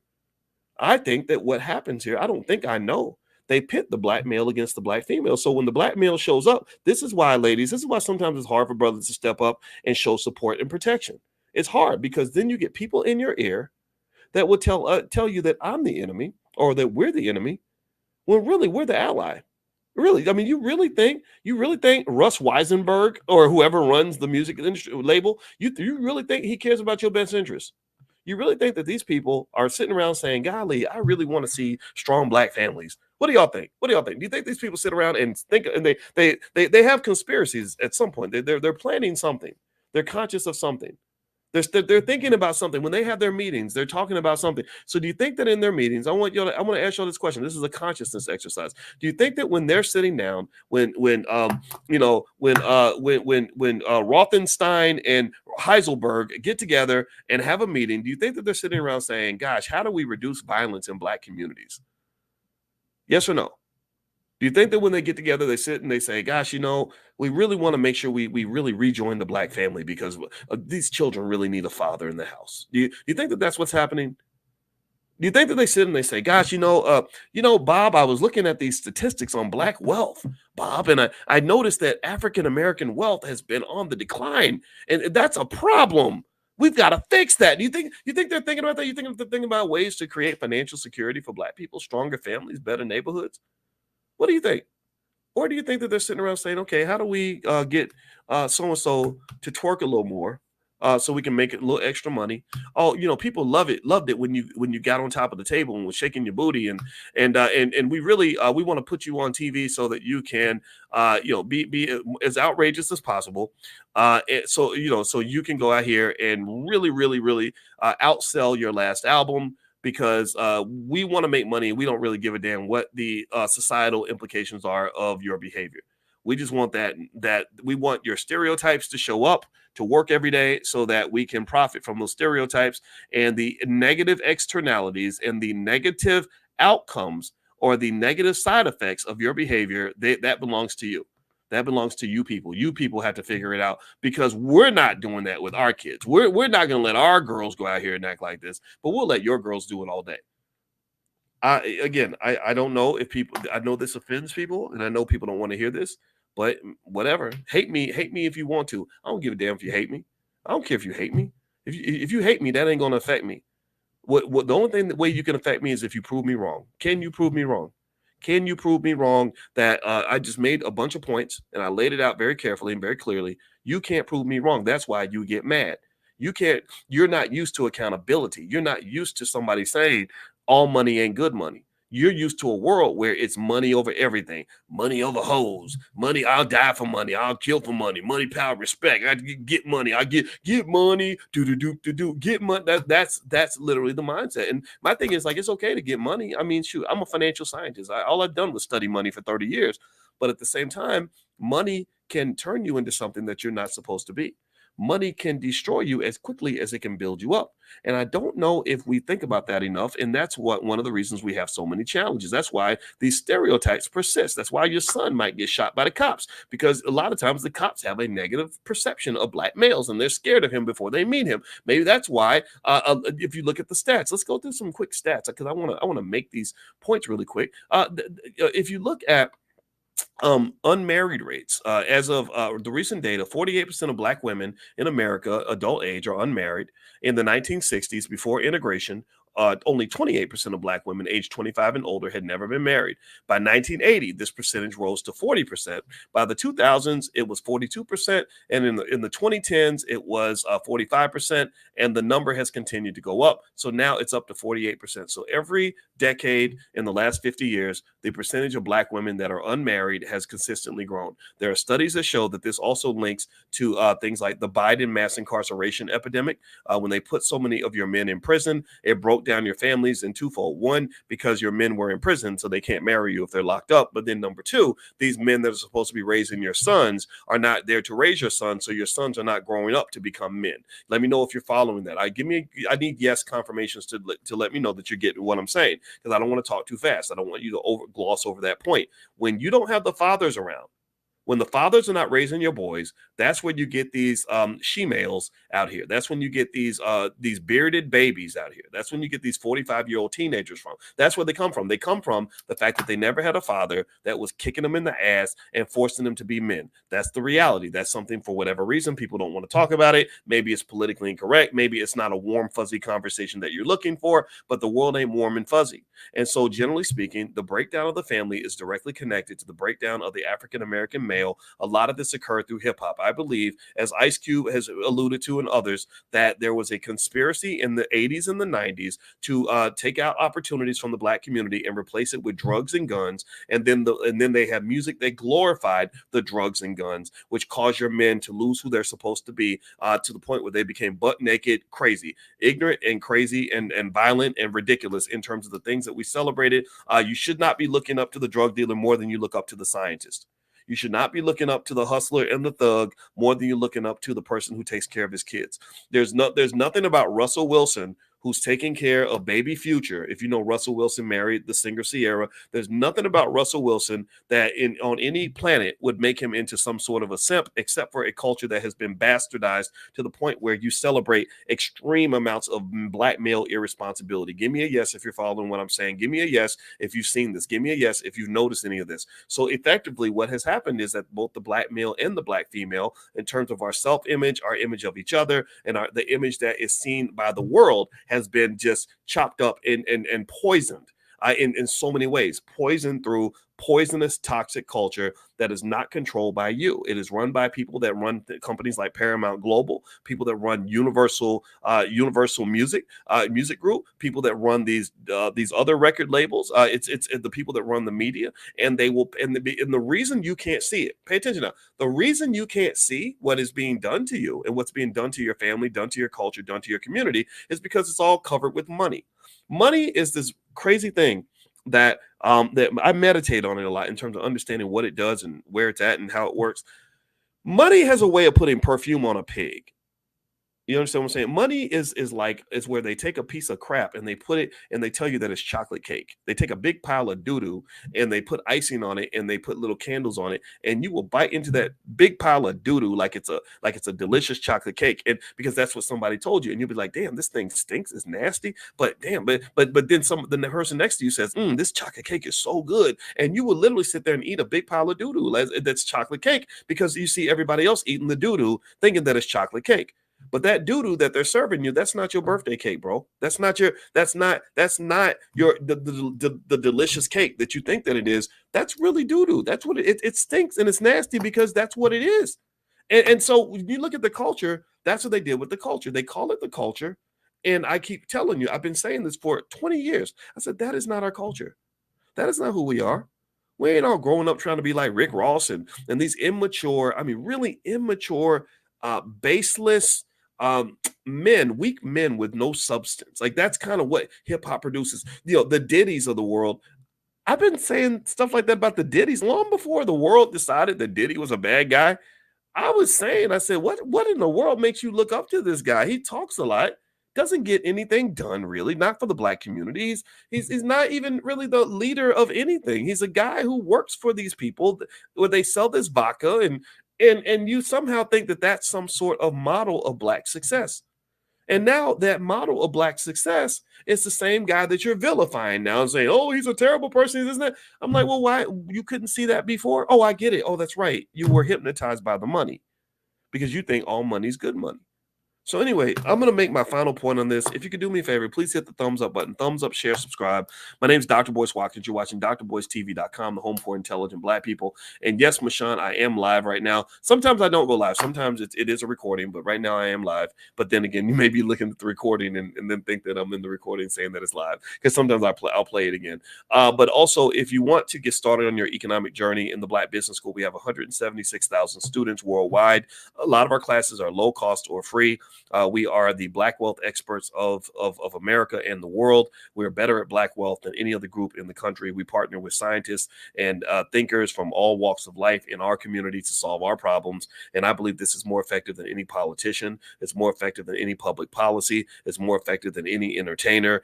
We're getting it done. So if you'd like to get started on your journey, you can go to blackmoney101.com. That's blackmoney101.com. I wrote my dissertation on the stock market. That's where wealth is being built. I can help you get started there.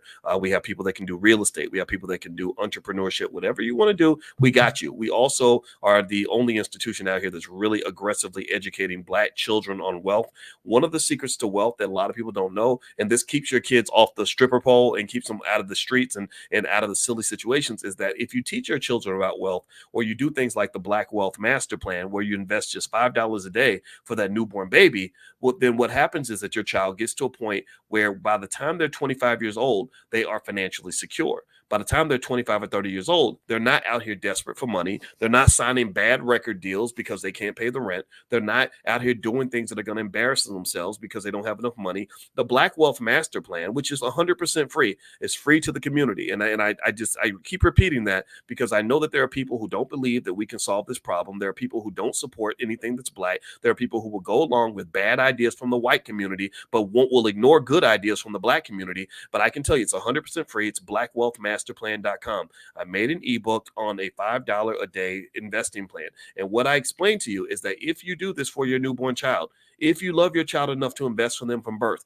if you care enough to prepare a plan for them, then by the time your child's 25 years old, they've got a couple $100,000 in the bank. So I want you to think about this. So let's go back. Let's talk about this topic. And the URL is blackwealthmasterplan.com. So feel free to go take a look. If you go back and you look at some of this ridiculous imagery of the Black female that's being pushed throughout hip hop, I want you to ask this basic question.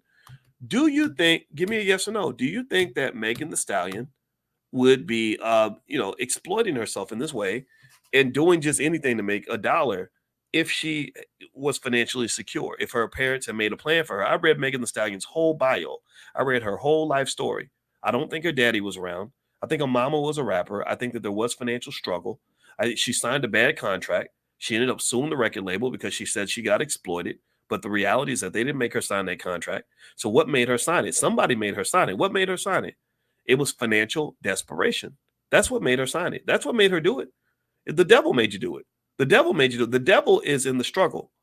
The devil is in the poverty. The devil is in the scarcity. That's where the devil's at. Y'all got to understand. And so you got rappers that are out here listening to the devil. They're being driven by the devil. And I'm not talking about this from a religious standpoint. I'm talking about when you got beautiful young women like Glorilla taking pictures like this. I mean, literally booty cheeks spread out just so I can get attention. There's very rarely a black child that's raised with financial security who is not struggling to pay the rent, who will go to such desperate means to get attention and to get a couple dollars in their pocket. There's rarely a child with economic intelligence and financial security who will sign a record deal that basically becomes a deal with the devil, where they're stuck and they're locked into a terrible contract like Megan was, and they find themselves humiliating themselves in order to get paid. So I need y'all to kind of help me with this. Give me a quick yes, if you can, to let me know that you understand the connection here. Let me know if you understand why economics is one of the solutions to this problem. That if our children are raised in a way where they can make money the right way, they can make money in a safe way, they can make money in a way that's going to benefit them, they don't have to go sign horrible, imbalanced, exploitative, racist contracts from people who look like this. They don't have to go to these people. Because I'm going to tell you like this. Here's what I want you to understand. Pay attention now. I need y'all to listen.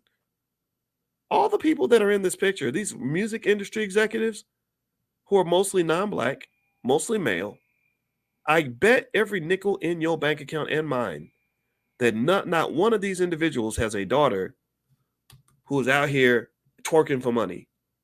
Not one of these individuals in this picture tells their child that if you go sign this horrible, lopsided, exploitative deal with the devil contract with Universal, that's going to get you out the hood. Not one of them is having those conversations with their kids.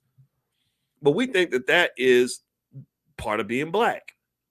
We think that we're supposed to be in the struggle. We think that Cardi B, I like Cardi B, actually. There's a part of me that really likes her. Sometimes she gets on my nerves, but there's a part of me that really likes her. And here's what I like about Cardi B. You know what I like about Cardi B? This is a moment of honesty. I like Cardi B because she's honest. I appreciate the honesty. Because the honesty really is where she really tells you the things that she did for money when money was dry. She talks about how she used to do Bill Cosby's on men. She used to take advantage of men's lack of sexual discipline. And so a man comes in the club, he's trying to get some. She would lure him into a hotel room, and then they would drug him, and they would take all his money and maybe take some things that money should not buy. They would take his money, and she would get a guy to come in, and if she didn't like the guy, she'd have the guy come in and do a ditty on this man. That's what she used to do to get money. She talks about this, which is fascinating to me. I'm really fascinated by the fact that no one ever really thought to say, okay, she should probably be prosecuted or held accountable, or she should be canceled for this. Isn't that interesting though? Let's pause in that moment.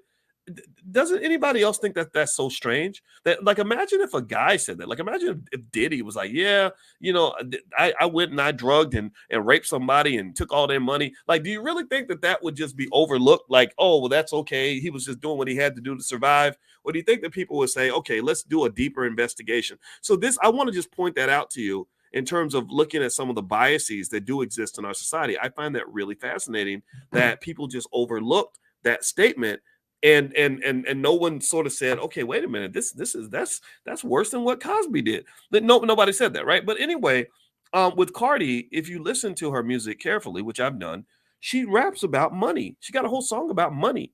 Money, I need money. I like money, right? And how does she know to get money? Well, she basically gets money by offering her good stuff, right? I know, again, call me old fashioned. I sound. Somebody on Twitter said I sound like a grandpa earlier, and that made me feel kind of bad because I am a grandpa, and I'm like, dang, what's wrong with being a grandpa? Is that bad? I thought grandpas were wise. I thought grandpas know a couple things, and I'm gonna just tell you like this. I kind of feel like when you talk about money, that there are some things that really just should not be for sale. I don't know if that makes me weird or old fashioned or makes me uppity, but I kind of get concerned when I hear a person who's rapping, who's like this role model for young black girls, who's considered to be black excellence, black girl magic, and she's literally rapping and saying that if you want access to the bag, just take your clothes off and go catch STDs from random nasty ass men and unwanted pregnancy. I really kind of think that maybe as a community, we may want to reconsider that public policy if we ever want to be successful as a people, if we ever want to have the stable families we deserve. And it's very unfortunate because, again, because I am a father of daughters, when I see desperate women, unfortunately, being forced to do desperate things to make money and being told to do these things by people who control their finances, that makes me say, gosh, where's your daddy at? Because I think your daddy is supposed to protect you. So this isn't just a problem for white folks. It's not just a problem for black women. It's a problem for all of us. It's really a problem that all of us have to think about and all of us have to address in our own way. So anyway, that's my 2 cents on the topic. I'm sure I offended somebody. I always do. If I offended you, that's good. That means that I got you to think. And I hope that we can agree that that even if we disagree, we can still be friends. So give me a yes if that's okay. If you didn't like everything I said, that's okay. Chalk it up to the fact that I'm not perfect and not everybody's going to agree. I just think that we need to have conversations about this because this ain't the way. This is not going to get us where we want to get to. Everything we talk about eliminating racism and creating freedom in the community, there's nothing free about selling our little girls' bodies, so they can make a couple dollars. There's nothing liberating about having people embarrass themselves from our community just so they can pay the rent. There's nothing good about any of this. And I really personally think that these should not be seen as models of black success. What these are is when you see these degrading images of our people, those are examples of epic amounts of failure. That is the failure of the community to protect our girls. That is the failure of society to do what is right. That is a failure of the family, the black family. When the family fails, that's when you get people saying, okay, I'm going to go twerk for whoever can help me pay a bill because my daddy ain't around to help me. And that's what I generally see when I see these kinds of things. Remember, Megan Thee Stallion, again, think about this, process this for a minute now. I need y'all to really be conscious on this with me. She's supposed to be living the dream. Like, this is the example of extreme success. This is what all the rappers aspire to. And I know a lot of rappers. I had a conversation with a rapper. He was very good friends with a rapper in LA named PNB Rock. And PNB Rock, do y'all remember PNB Rock? Give me a yes if you remember him. PNB Rock got shot, I think, in the middle of a Denny's or something. It was a Denny's or Roscoe's or something like that. And he was in this restaurant and somebody just somehow, I think his girlfriend tweeted his location or something from what I read. And next thing I know, this brother got shot in front of everybody. He got shot in this restaurant. And I was talking to a young rapper about this. And I said, it was Jay Ortiz. I don't think he minds me saying his name. Jay Ortiz right now is on tour with a rapper named Kevin Gates. And I talked to Jay and I said, are you sure you want to go in this industry? I said, because, most people I know who are successful as rappers in certain genres are not happy people. They're not safe. Megan Thee Stallion achieved all the success a rapper could achieve, but she got shot in the foot by her man. Like, that is traumatic as shit. I know I'd be traumatized. If my wife shot me in the foot and I got to keep on going like nothing happened, oh my God. Now, again, it's controversial, right? There are people debating whether or not he did it and all that. Well, I know he went to prison for it. And then you go into, there's another rapper. She actually got discovered on my page. I'm not making this up. There's a rapper named, do y'all know Young M.A.? Young M.A. is out of New York. Young M.A. literally got discovered on my Facebook page. And and I'm not making this up. She actually said this in interviews. And I'm very happy for her because she's super talented. But I feel so bad for her because if you listen to her music and you see the headlines on this poor young lady, she's going through extreme problems when it comes to her mental and physical health. And the thing is, and the reason that I believe this is happening, is because you've got a lot of undiagnosed, untreated trauma in the black community. And then you've got a lot of undiagnosed, untreated trauma in the black community. And then you've got a lot of undiagnosed, untreated trauma in the black community. And then you've got a lot of undiagnosed, untreated trauma in the black community. And then you've got a lot of undiagnosed, untreated trauma you also have a lack of guidance for these young people. When these record labels get a hold of them and they start paying them any amount of money to do any ridiculous thing that will embarrass their family and their community, there's nobody from our community who's in their ear saying, come on, man, you don't really need to do this to make money. Or no, you don't want to completely sell your soul. So in Hollywood, people go off to Hollywood and LA and they have these big dreams about making money. There's that word money again. I keep bringing it up because in case you're wondering why a finance professor talks about these things. And because they dangle a couple of dollars in front of you, they get you to do things that lead to lifelong regret. And this is offensive to me because I think that the impression that others have of Black people is these people will do anything for $1. And I'm going to tell you like this, every community ain't like that. Their community, these people in this picture, I bet you anything that there are some things they will not do for money. They will not abandon Israel for money, for example. There are certain things they will not do for $1. So the question I want to ask you is, what do you have in your community that is not for sale? I think that's the question I leave you with today as we finish up this conversation. What do you have in your community that nobody can buy? Or is everything for sale? Are your daughters for sale? Is her body for sale? Is your dignity for sale? Like, what do you have in your community that is not for sale? And if you can't think of that, if you can't answer that question, then you're always going to be a slave to money, because money can either liberate you or it can turn you into a slave. And this is what you're dealing with. All right. So anyway, guys, I'm going to get out of here. Hit the thumbs up button, thumbs up, share, subscribe. This podcast is on Spotify. So if you want to listen on Spotify, just go to Spotify, look up Boyce Watkins. I do have several podcasts on Spotify. One's called the Dr. Boyce Breakdown. The other is called How to Make Money Without Working. And I'm also creating something called Dr. Boyce Daily Stock Market, where I'm going to give daily assessments of what's happening in the stock market and stuff like that for those of you that are interested in pure investing topics. And as you know, I like to talk about culture. In my book, The 10 Commandments of Black Economic Power, that I talk extensively about what a good economic culture looks like, specific steps on how you can establish that in your family, and ways that you can break generational curses financially. So if you'd like to take a look at that book, I can even autograph it and send it to you. One of my girls is going to actually mail it to you. So we do have a family business with my wife.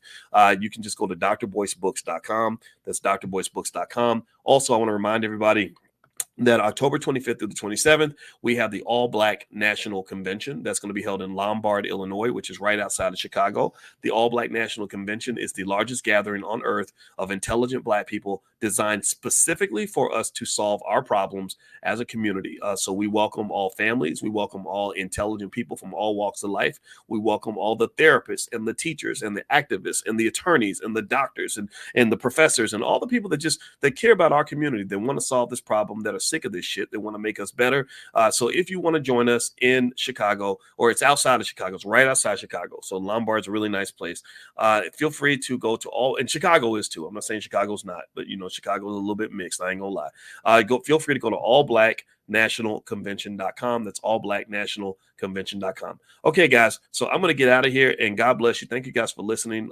Also, tomorrow morning, we are going to get up at 10 a.m. Eastern. We do this every single morning, 7 days a week, because we're serious about this. We are not playing, and this is 100% free, and it's called Economic Awareness Training. If you'd like to be invited, just text the word morning, MORNING, to the number 87948, and I will invite you to our financial awareness training. Text morning to 87948, or if you live out of the country, you can go to drboyceelevate.com. So thank you so much for listening. I appreciate y'all 100%, and I just love intelligent Black people, because y'all let us have the conversations that need to be had, and I appreciate y'all putting up with my outrageousness, because I know sometimes I might say things that may sound radical, but just know that my heart's in the right place, and I want to say it in a way that's going to make our lives better. So take care. I'll talk to you soon. Love you. Peace.